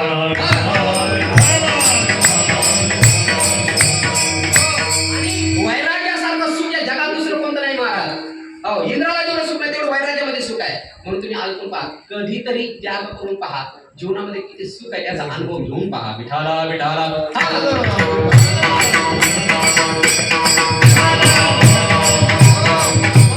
श्लोक पहा कसा आहे. सुखमस्ती विरक्तस्य नित्यम एकांत जीविनः. श्लोक हा कसा आहे? न इंद्रस्य सुखमस्ती, शास्त्रकारांनी सांगितलं स्वर्गामध्ये उर्वशी आहे, रंभा आहे, तिलोत्तम आहे, मेनका आहे, एकापेक्षा एक सुंदर अप्सरा आहे. पण इंद्राला जे सुख नाही ते सुख विरक्ताला आहे. चक्रवर्ती सम्राट राजाला जे सुख नाही ते सुख विरक्ताला आहे. पृथ्वीचा सम्राट जरी असला तर त्याला जे सुख नाही ते सुख वैराग्यामध्ये आहे. पण वैराग्याचं सुख हे काही वेगळंच आहे महाराज. म्हणून दत्तात्रय महाराज पहा काहीच नाही पण त्यांच्यासारखा आनंद जगात कुणाकडे नाही. ज्ञानोबरायाकडे काहीच नाही पण त्यांच्यासारखा आनंद जगात कुणाकडे नाही. तुकोबरायाकडे काहीच नाही पण त्यांच्यासारखा आनंद या जगात कुणाकडे नाही. पण वैराग्याची मात्र परिपूर्णता आहे. ज्याच्याकडे घर नाही, बंगला नाही, काही नाही पण वैराग्य असेल तर त्याच्यासारखा सुखी या जगात तरी पुन्हा दुसरा कोणी नाही. विठाला विठाला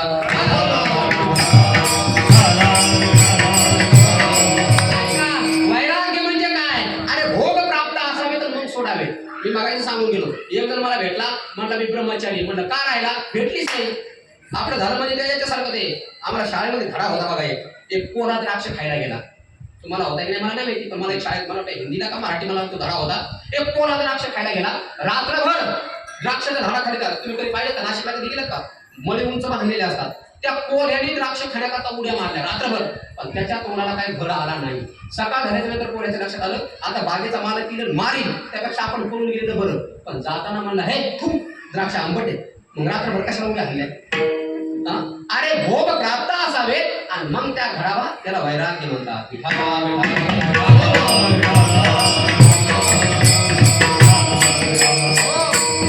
भक्ती कशाला म्हणतात? भक्ती ते नमन हे सगळं जग परमात्म्याचा अवतार आहे असं मांडण्याला भक्ती म्हणतात. आणि परमात्म्याच्या प्राप्तीकरता घरादाराचा त्याग करणं वैराग्य. तो त्याग भगवंताच्या प्राप्तीकरता घरादारात. आणि ऐका त्याग करून तुम्हाला एवढं सोपं वाटलंय? दर्शक काय काही मुद्दा सांगतो आठवडा म्हणून माऊलीच्या कृपेने. त्याग करणं किती कठीण आहे सांगतो तुम्हाला. ज्ञानोबरायाने उदाहरण दिलंय. तुम्ही जागेला जर गेला तर किती म्हणून एक रात्रीला पक्षी ओरडतो बघा रात्रीचा. तुम्ही ऐकला असेल. सगळे हुशार होतात. त्याला काय म्हणतात माहितीये का? चक्रवाक. ज्ञानोबरायाने 18व्या अध्यायात उदाहरण दिलंय. चक्रवाक आणि चक्रवाकी ते का ओरडतात त्याचं रिझन सांगतो. लक्ष करून काय तुम्ही ऐकलं असेल ना. रात्री ते किडे ओरडतात. का ओरडतात? चक्रवाक आणि चक्रवाकी नर आणि मादी यांना शाप आहे. सूर्य मावळला या दोघांचं विघटन होतं. म्हणजे नदीच्या पलीकडल्या तीरावरती चक्रवाक असतो, अलीकडल्या तीरावरती चक्रवाकी असते. जरा नीट लक्ष करून ऐका. आणि चक्रवाक आणि चक्रवाकी संध्याकाळ झाली की त्याचं विघटन होतं. नदीकडल्या अलीकडल्या तीरावरून हा चक्रवाक पलीकडल्या चक्रवाकीला सांगतो तुला भेटण्याकरता मी तिकडे येतो तू तिकडेच थांब. आणि इकडे ही ओरडून सांगते तुम्हाला भेटण्याकरता मी तिकडे येते तुम्ही तिकडेच थांबा. आता होतं असं हिला भेटण्याकरता हा इकडनं तिकडे जातो आणि याला भेटण्याकरता इकडनं ही इकडे येते. रात्रभर असंच चालतं. आणि ते ओरडून सांगतात मी तुला भेटायला येते ती म्हणते मी तुला भेटायला येतो. ते ओरडणं म्हणजे त्याच्या चक्रवाकाचं ओरडणं आहे. आणि आपण म्हणतो रात किरडे ओरडायला लागले. आता त्यांचं ओरडणं रात्रभर चालतं, त्यांचं फिरणं रात्रभर चालतं. ज्ञानोबराय म्हणतात त्या चक्रवाक आणि चक्रवाकीला एकमेकाच्या विरहाचा जेवढं कष्ट होतं तेवढं कष्ट ब्रह्मचारी राहिलेल्या साधकाला होतं. विठाला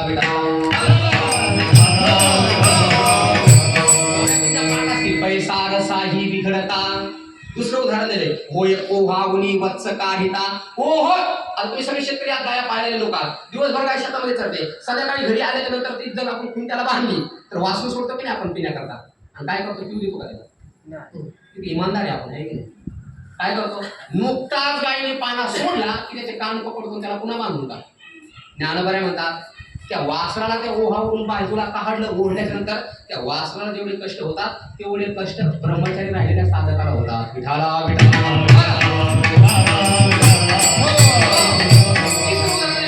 भनंग दवडिता भान यावरून. दर्शक काय का त्यागाची व्याख्या सांगते मी. एक व्यक्ती होता 8 दिवसाचा उपवासी होता आणि पंगत चालली आणि पंक्तीला जाऊन बसला. बसल्याच्या नंतर त्या पंक्तीवाल्याने विचारलं कुठून आलास? तुम्हाला भूक लागली म्हणून बसलो. पंक्तीवाल्याने सांगितलं इथं पासावर जेवण मिळतं. पास असेल तर जेवायला बसायचं नाही उठायचं. त्याच्याकडे पास नव्हता त्याला उठून दिलं. 8 दिवसाचा उपवासी व्यक्ती ताटावर बसला आणि त्याला उठून दिलं. त्याला किती कष्ट होता? ज्ञानोबराय म्हणतात तेवढे कष्ट ब्रह्मचारी साधकाला होते. पैसा रसाही विघडता होय ओहावनी वत्स काढिता का भनंग दवडिता भान यावरुनी. 4थं उदाहरण दिले ज्ञानोबरायांनी. माते पुढवणी बाळ. ऐका मावल्या हो एक माणूस एक कुटुंब जोडपं होतं. त्या माणसाचं वय झालं 60 वर्ष, त्या बाईचं वय झालं 57-58 वर्ष तरी मूलबाळ नाही. पण देवाचा चमत्कार म्हणतात ना देवाची करणी नारळात पाणी. 60 वर्ष वय झालं त्या पुरुषाचं आणि देवाची चमत्कार झाला आणि त्या बाईला 58व्या वर्षी मुलगा झाला. एकतर झालाच नाही 58व्या वैशेची असे मोठी वय पाहून घ्या तुम्ही ज्ञानेश्वरीमध्ये. आणि तिला मुलगा झाला आता होतच नव्हता इकडनं तिकडनं झाला. मग किती कोण कौतुक. सकाळी उठायचं, गरम पाणी त्याला स्नान घालायचं, स्वच्छ टावेने त्याला पुसून घ्यायचं, त्याच्या डोक्याला तेल लावायचं, त्याला पावडर लावायचं, त्याला गंध लावायचा, हातावर पैसा, कपडावर पैसा, पायावर पैसा, गालावर पैसा, नवीन शर्ट घालायचा, नवीन पॅन्ट घालायचं, त्याचा शृंगार केला की मग त्याच्याकडे पाहायचं. आता मला सांगा, नुकत्याच जन्माला आलेल्या बालकाचा शृंगार केला काय न केला काय, त्याला काही घेणं दिले का त्याच्यामुळे? नाही. पण आई त्याचा शृंगार करते का? ज्ञानोबा म्हणतात, नुकत्याच जन्माला आलेल्या बालकाचा शृंगार केल्याच्या नंतर त्या शृंगाराचं महत्व त्या पोरला नाही, पण तो शृंगार पाहिल्याच्या नंतर, त्याचं ते सुंदर स्वरूप पाहिल्याच्या नंतर आईला आनंद होतो. ओबी ऐका, जैसे बालका लेव विजय लेणे, तया शृंगारा बाळ काय जाणे, ते सुखाचे सोहळे भोगले माऊली दिठी. अरे त्या पोराला आंघोळ घातली काय किंवा न घातली काय, त्याला काही घेणं नाही. त्याला गन पावडर केलं काय किंवा न केलं काय, त्याला काही घेणं नाही. त्याला चांगले कपडे घातले काय किंवा न घातले काय, त्याला काही घेणं नाही.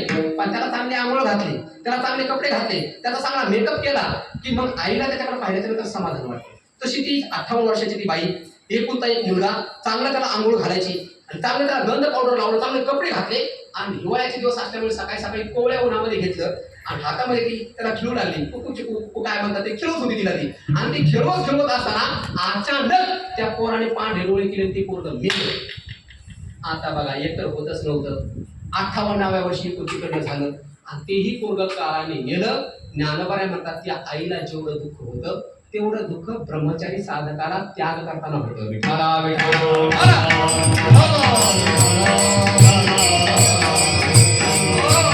बघा किती उदाहरण दिली ज्ञानोबांनी. चक्रवाकी. दुसरं उदाहरण दिलं गाईचं, तिसरं उदाहरण दिलं उपवासी व्यक्तीचं, चौथं उदाहरण दिलं या आईचं, तिचं बालक दिलं आणि 5 उदाहरण देतात ज्ञानोबाने किती दुःख होतं. 15 कोटीचं. ऐका, ज्ञानोबाने म्हणतात, पाण्यातून मासा काढला आणि जमिनीवर टाकला की पाण्यासाठी तो जसा तळमळतो तसं भोगासाठी त्यागवान व्यक्तीचं चित्त तळमळतं, तरी सुद्धा तो भोगाचा त्याग करतो. तरी सुद्धा तो इंद्रियांना विषयाकडे जाऊ देत नाही. एवढं कडकडीत वैराग्य त्याच्या जीवनामध्ये आहे, तोच परमात्म्याला प्राप्त करून घेऊ शकतो. आणि असा त्याग म्हणजे वैराग्य म्हणले. वैराग्य तो त्याग, आणि अशी भक्ती त्याच्या जीवनामध्ये आहे, असा त्याग त्याच्या जीवनामध्ये आहे, त्यालाच ज्ञानाची प्राप्ती होते. कुणाला ज्ञान नाही मिळत. लोक म्हणतात आम्ही ज्ञानेश्वरी वाचतो पण आम्हाला ज्ञानेश्वरी कळत नाही. कशी कळत? काय ठाऊ हे ज्ञानेश्वरी कुणाला कळणार? अरे ज्ञानेश्वरी करण्याकरता वैराग्य लागतं. विरक्ती वाचोनी कही ज्ञानासी लग्नेची नाही, हे विचारोने ठाई हे विले देवे. ज्ञानोबा म्हणले, अरे तुम्ही किती विद्वान असा पण तुमच्या अंतःकरणामध्ये जर वैराग्य नसेल तर ज्ञानेश्वरीचं ज्ञान तुम्हाला कळणार नाही. तुम्ही इंजिनियर व्हाल, तुम्ही डॉक्टरही व्हाल, तुम्ही सायंटिस्ट देखील व्हाल, पण तुमच्या अंतःकरणामध्ये जर वैराग्य नसेल तर आध्यात्मिक ज्ञान तुमच्या बापालाही प्राप्त नाही होणार. विठाला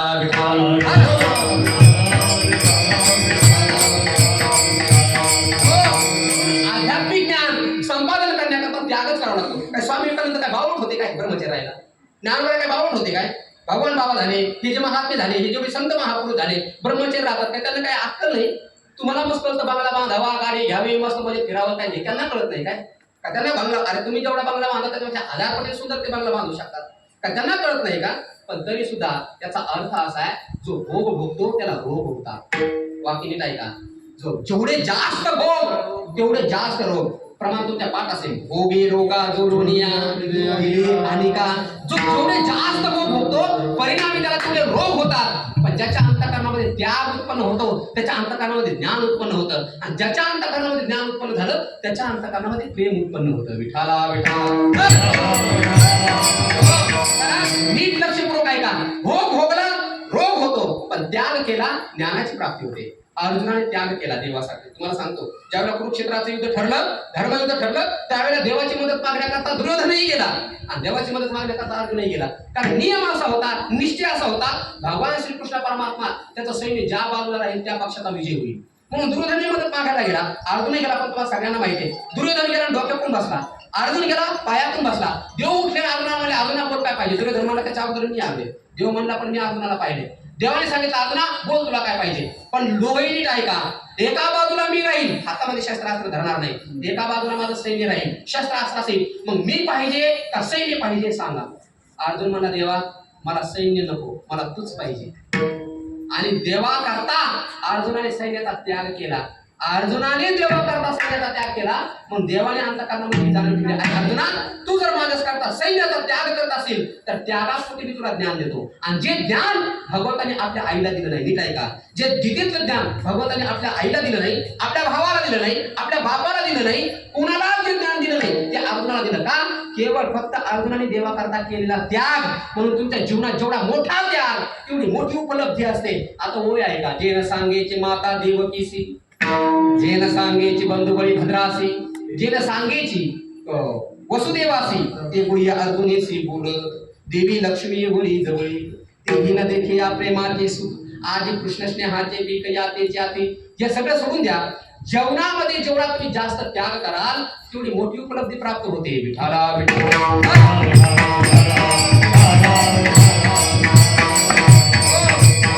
भगवंताच्या प्राप्तीकरता विषयाचा त्याग करावाच लागतो, भगवंताच्या प्राप्तीकरता संसारिक भोगाचा त्याग करावाच लागतो. या ना पुढच्या जन्मात, कोणत्या ना कोणत्या जन्मात जर तुम्हाला भगवंताची प्राप्ती करून घ्यायची असेल तर तुम्हाला त्याग करावाच लागणार आहे. मग पुढच्या जन्मात करू, त्याच्या पुढच्या जन्मात करू, वेळ वाया घालवण्यापेक्षा शहाणी लोक कमळाला म्हणतात, कल करे सो आज कर आणि आज करे सो अभी कर. म्हणून जीवनामध्ये भगवंताला प्राप्त करायचं असेल तर या क्षणी त्याग करा. विठाला विठाला असं भोग, असं ज्ञान, असं वैराग्य जीवनामध्ये प्राप्त झालं की त्याचा आत्मा परमात्मा रूप होऊन जातो. आणि जीवन परिपूर्ण केव्हा होतं? ज्याला भक्ती प्राप्त झाली त्याला, ज्याला वैराग्य प्राप्त झालं त्याला, ज्याला ज्ञान प्राप्त झालं त्याला. आणि या तिन्हीची प्राप्ती झाल्यानंतर देहाच्या निराशी पावीजे या ठाया, या तत्वापर्यंत जाण्याकरता देहाचा निराश व्हावा लागतो. आणि हे तीनही तत्व ज्याला प्राप्त झाले त्याचं जीवन परिपूर्ण होतं. कसं परिपूर्ण होतं त्याकरता उदाहरण दिलं तिसऱ्या चरणात. देहाचा निराशे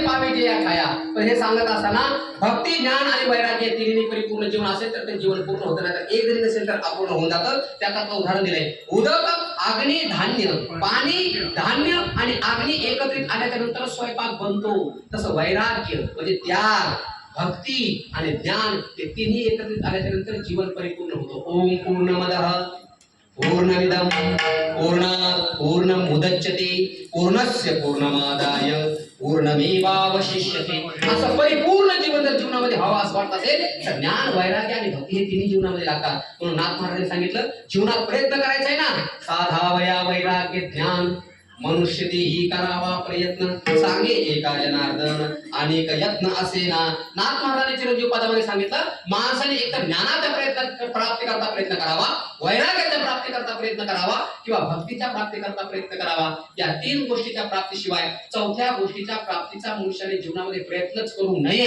आणि अशा तिन्ही वस्तू ज्याला जीवनामध्ये प्राप्त झाल्या तो माणूस ज्या वेळेला बोलू लागतो त्यावेळेला समाजावरती त्याचा प्रभाव पडतो, समाज भक्त बनतो, समाज सात्विक बनतो. आणि मग बोलणारा या तीन गुणांनी युक्त आहे की नाही तुकाराम महाराज म्हणतात की मला कळतो. तुकारामने मज कळते चाचणी बडबडीची वाणी अथवा सत्य, या तीन गुणांनी युक्त असणारा महात्मा जगामध्ये तुम्हाला भेटणार नाही. तुम्हाला अनेक लोक कीर्तनकार पुष्कळ भेटतील, प्रवचनकार पुष्कळ भेटतील, कथाकार पूर्ण भेटतील, पण भक्ती, ज्ञान आणि वैराग्य या तीनही गुणांनी प्राप्त झालेला महात्मा तुम्हाला भेटणार नाही. का भेटणार नाही मी काय का? कारण ज्याला ज्ञान प्राप्त झालं ना तो तुमच्यात येतच नाही. ज्याला खरी भक्ती कळाली ना तो तुमच्या चित्र कशाला येतो सडक्या लोकांमध्ये मारक्या लोकांमध्ये अरे जो देवाला नैवेद्य फुकट ठेवीत नाही सप्त्याला साधी देणगी द्यायची झाल्याच्या नंतर हजार मागण्या देवाकडे मागून घेतो अशा मूर्ख लोकांमध्ये ज्ञानी महात्मे येतीलच कशाला मी सांगत नाही स्वतः ज्ञानोबाया सांगतात एक चातुर्य लपवी महत्व हरवी विषय पण मेरवी आवडवी खरे महात्मे पिशासारखे राहत असतात नीट ऐका नवीनच काळ आलाय बघा महात्मे पिशासारखे राहतात आणि समाजाला उपदेश करणारे लोक कोटं घालतात आणि समाजगीर हे का कीर्तनकार हेच करा ना विठाला विठाला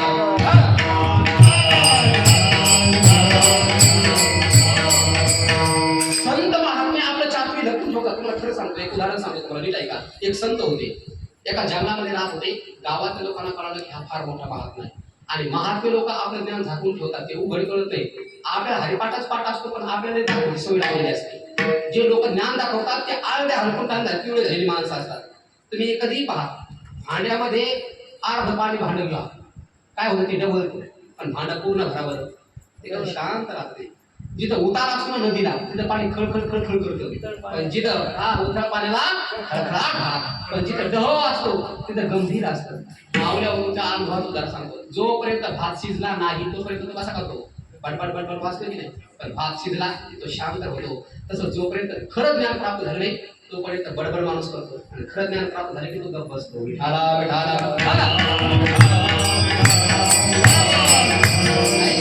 एक गाव होतं त्या गावाच्या शेजारी एक जंगल होतं आणि त्या जंगलामध्ये एक फिरत एक संन्यासी साधू त्या ठिकाणी आल्याच्या नंतर तो जंगलामध्ये राहू लागला तिथे राहून आपली साधना करायचा साधना झाल्याच्या नंतर तो गावामध्ये दुपारी यायचा आणि मधुपरी मागून गावात निघून जायचा त्या गावामध्ये एक ऐकवा कसंही गाव असू द्या त्या गावामध्ये ज्ञानेश्वरी करणारा एक तरी माणूस असतो कसंही गाव असू द्या त्या गावामध्ये हरिपाठ करणारा एक तरी माणूस खरा पारमार्थिक गावात एक तरी असतो किती मूर्ख लोकांचा सप्ताह असू द्या पण त्या सप्त्यामध्ये आयोजन करणारा एक तरी चांगला असतो एक तरी चांगला असतो तसं त्या गावामध्ये एक पारमार्थिक माणूस होता आणि त्याने पाहिल्यानंतर त्याला कळलं अरे आपल्या गावात मधुपुरीला येणार हा साधू सामान्य नाही हा तर फार मोठा महात्मा आहे कारण महात्म्याला ओळखण्याकरता महात्माच लागत असतो कामाने अंगी भाविते आहो तरीच महिमान आमचे पूजनीय संदीपान बाबा एक वाक्य सांगत असतात बघा संत कळण्याकरता संत व्हावं लागतं थोर माणसं हे थोरांनाच कळत असतात थोर माणसं हे पोरांना आणि चोरांना बिलकुल कळत नसतात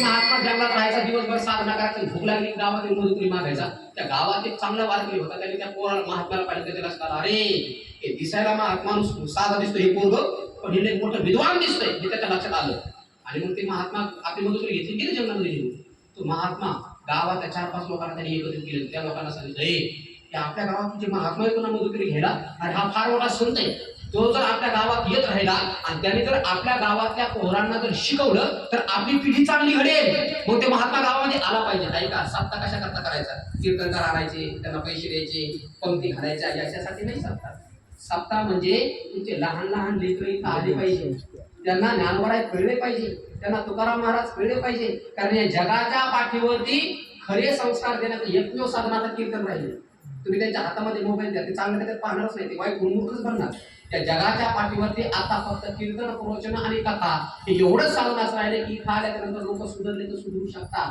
म्हणून कीर्तनाचा सप्ताहाचा यशस्वीपणा जर कुठं असेल जेव्हा तुमच्या गावातले ह्या गल्लीतले 4-5 पोरं टाळ घेऊन राहतील तेव्हा तुमचा सप्ताह यशस्वी झाला म्हणून समजा नुसतं खाल्ले नुसते पिल्ले नुसते 17 वर्ष झाले 50 वर्ष झाले काय उपयोग नाही असे सत्य करून प्रत्येक वर्षी एक तरी हरिभक्त पर्यंत सप्ताहातून जन्माला आला पाहिजे तेव्हा यशस्वी झाला म्हणून समजा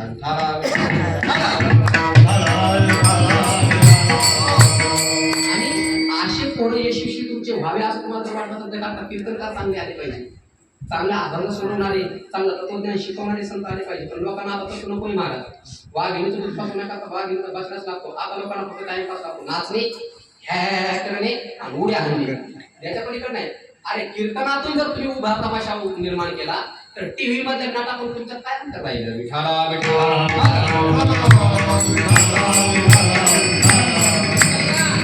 तो महात्मा त्या महात्माच्या लोकांनी विचार केला अरे हा जर महात्मा जर आपल्या गावामध्ये आला तरी जर पोरांना जर शिकवलं तर लय भारी काम होईल पण गावातले 4-5 लोक गेले आणि त्या महात्म्याला सांगितलं महाराज जरा गावात या ना आमच्या पोरांना सुट्ट्या लागल्या जरा येऊन शिकवा ना जरा कथा सांगा ना त्या महात्म्याने सांगितलं माझ्याकडे वेळ नसतो मी येणार नाही तरी सांगितलं नाही महाराज असं करू नका या आम्ही मोठं आयोजन करू आम्ही मोठा मंडप टाकू आम्ही सिस्टीम लावू पण तुम्ही आम्हाला कथा सांगण्याकरता या लोकांनी लयच आग्रह केला महात्म्याने सांगितलं उद्या येतो सकाळी सकाळी उद्या येतो म्हणल्यानंतर लोक कामाला लागले, मोठा मंडप टाकला, मोठं व्यासपीठ तयार केलं, टीव्हीचे खांब लावले, पुराणे सगळं झाडं सजवलं, मोठमोठाले हार तयार केले आणि त्या महात्म्याला येण्याकरता मग फटाके काय वाजवायले, ढोल काय वाजवायले, महात्म्याचं मोठं स्वागत केलं. महात्मा आले, व्यासपीठावर त्यांना बसवलं, त्यांचे पाय धुतले, त्यांच्या गळ्यात हार घातला, त्यांना गंध लावला, त्यांना ओवाळलं आणि लोक समोर बसले आणि बसल्यानंतर लोक बोलले, महाराज सांगा ना आता काहीतरी. महात्मा म्हणजे सांगतो, पण ऐका मी तुम्हाला एक प्रश्न विचारतो, माझ्या प्रश्नाचं जर उत्तर दिलं तर मी तुम्हाला सांगतो, नाही तर मी माझं जाणार. म्हणजे विचारा प्रश्न. त्या महात्म्याने व्यासपीठावर बसल्यानंतर प्रश्न विचारला, सांगा देव आहे का नाही? समोर बसलेले लोक म्हणले देव आहे ना. महात्मा म्हणजे मग तुम्हाला देव आहे एकल तर फक्त रामकृष्ण आणि रामकृष्ण आणि मला झालं का? सांगतो मी माझं. महात्मा उठला गेला निघून. लोक म्हणले बरं आहे का आता एवढा मोठा मंडप टाकला, एवढी बाई सिस्टीम, एवढा खर्च कुठंच गेला का? विशाल देव आहे म्हणते लोक किती निघून गेला. मग लोक परत गेले, सांगितलं बाबा असं करू नका, फार खर्च केला, या काहीतरी ज्ञान द्या आम्हाला, तुमच्याकडे आहे म्हणून तर द्या. महात्मा उद्या येतो. मग लोकांनी गावात आली, मिटिंग होती मध्ये, बघा काल आपण म्हणलं देव आहे, महात्मा निघून गेला. उद्या आल्यानंतर विचारलं देव आहे की नाही, सगळ्यांनी म्हणायचं देव नाही. दुसऱ्या दिवशी महात्मा गावामध्ये आला, परत फटाक्या वाजवल्या, परत पूजा, परत व्यासपीठावर बसले, सगळे लोक समोर बसले, हात जोडले, सांगितलं महाराज सांगा ना कथा. महात्मा विचारलं सांगा देव आहे की नाही? लोक म्हणले अजिबात नाही. महात्मा म्हणला जो देवच मानत नाही अशा मूर्ख लोकांना काय कथा सांगायची, गेली निघून. लोक म्हणले बरं आहे का आता देव आहे म्हणलं तरी सांगत नाही, नाही म्हणलं तरी सांगत नाही, मग आता करायचं काय? परत लोक गेले, सांगितलं महाराज वाच नका करू, या जरा काही ज्ञान गोष्टी आम्हाला सांगा. महात्मा म्हणले उद्या येतो. संध्याकाळी लोकांनी मिटिंग घेतली, म्हणजे आपल्या 2 गट करायचे. कसे? महात्म्याने विचारलं देव आहे की नाही, अर्ध्याने म्हणायचं आहे आणि अर्ध्याने म्हणायचं नाही. मग लोक काय करते?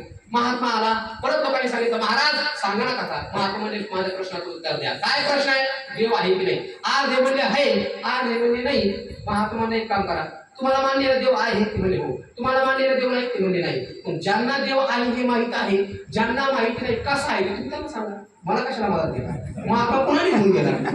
म्हणजे कशा करता सांगतो, खरे जे महात्मे असतात बहु एकांतावरी प्रेते, जया जनपदाची खंते, मनुष्याकारे जाण मूर्ती ज्ञानाची मूर्ती. हा विठा महात्मा वाचतो हा लोकांतामध्ये येतच नाही. बहु एकांतावरी प्रीती, जनपदाची खंती, त्याला समाजाची खंत वाटते. जेवढे लोक कीर्तन आपण मी तेवढं त्याला बरं वाटतं. त्याला गर्दीचा त्रास होतो, जो नित्य एकांतामध्ये राहतो आणि आत्मस्वरूपामध्ये जो रमतो, ज्ञानोबा म्हणतात. मग तो मनुष्य नाही, मनुष्याकारे जाण मूर्ती ज्ञान. तो माणूस नाही, तो चालते ज्ञानाचे बिंब, दयाचे अवयव ते सुखाचे कोंब, माणूस पण ते भांब लौकिक भागो. म्हणून जगद्गुरु तुकोबाराय म्हणतात, असा बोलणारा महात्मा हा परमतत्वाला प्राप्त झालेला आहे किंवा नाही मला कळतं, त्याला भक्ती प्राप्त झालेली आहे की नाही मला कळतं, त्याला त्याग झालाय की नाही मला कळतं, त्याला ज्ञान प्राप्त झालेलं आहे किंवा नाही मला कळतं. तुका म्हणे मज कळते चाचणी बडबडीची बाणी, सत्य गोपाल कुमार.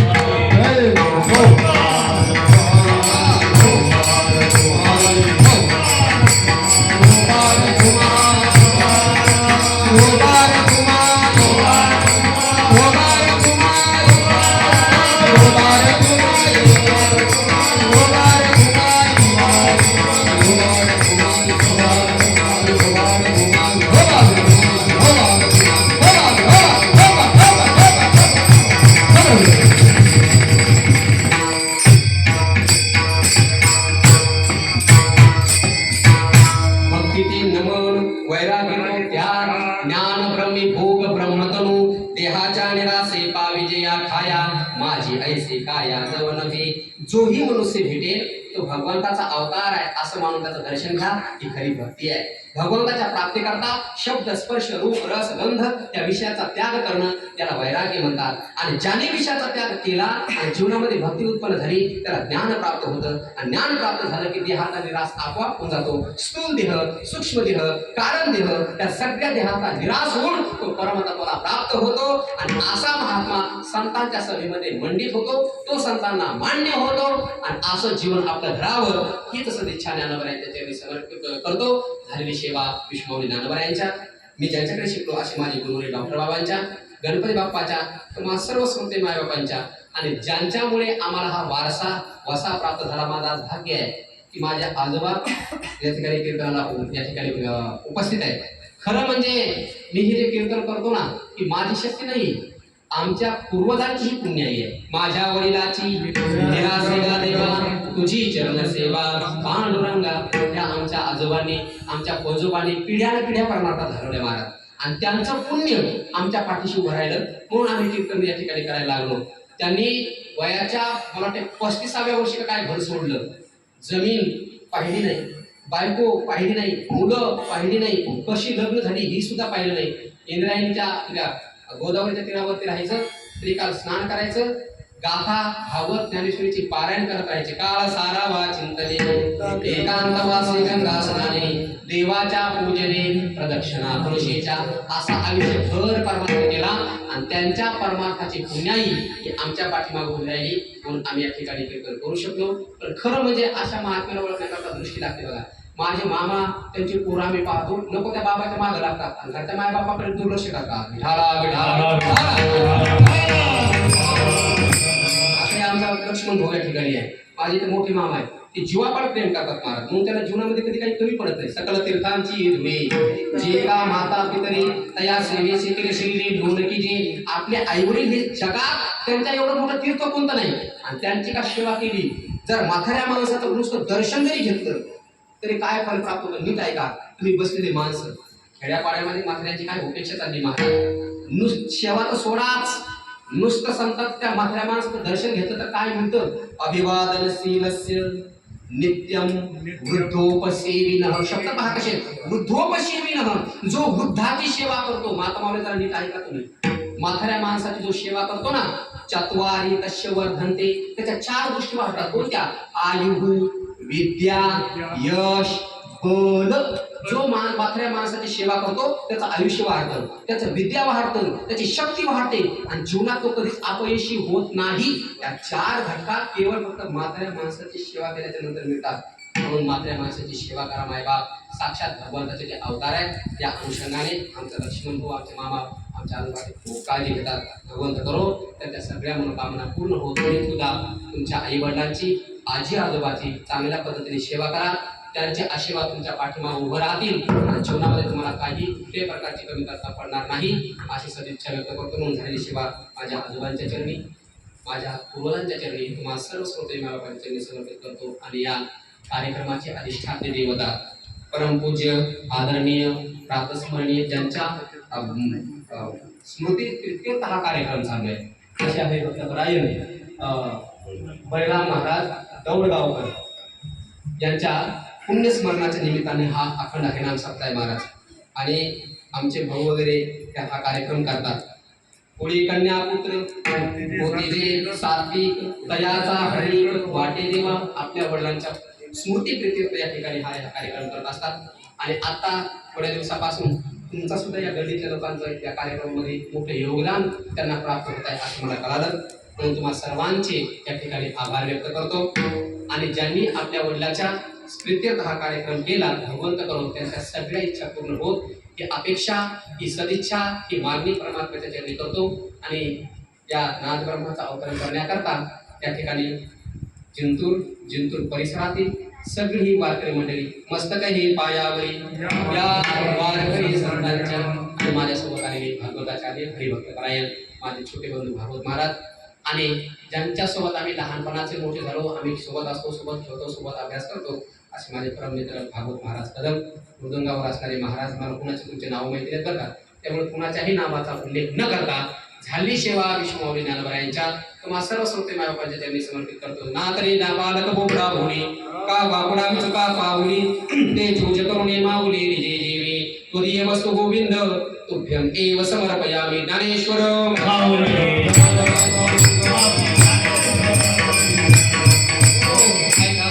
आळंदीवरून येत असताना मी एक ग्रंथ घेऊन आलो. त्याचं नाव आहे प्रश्नोत्तर दीपमाला.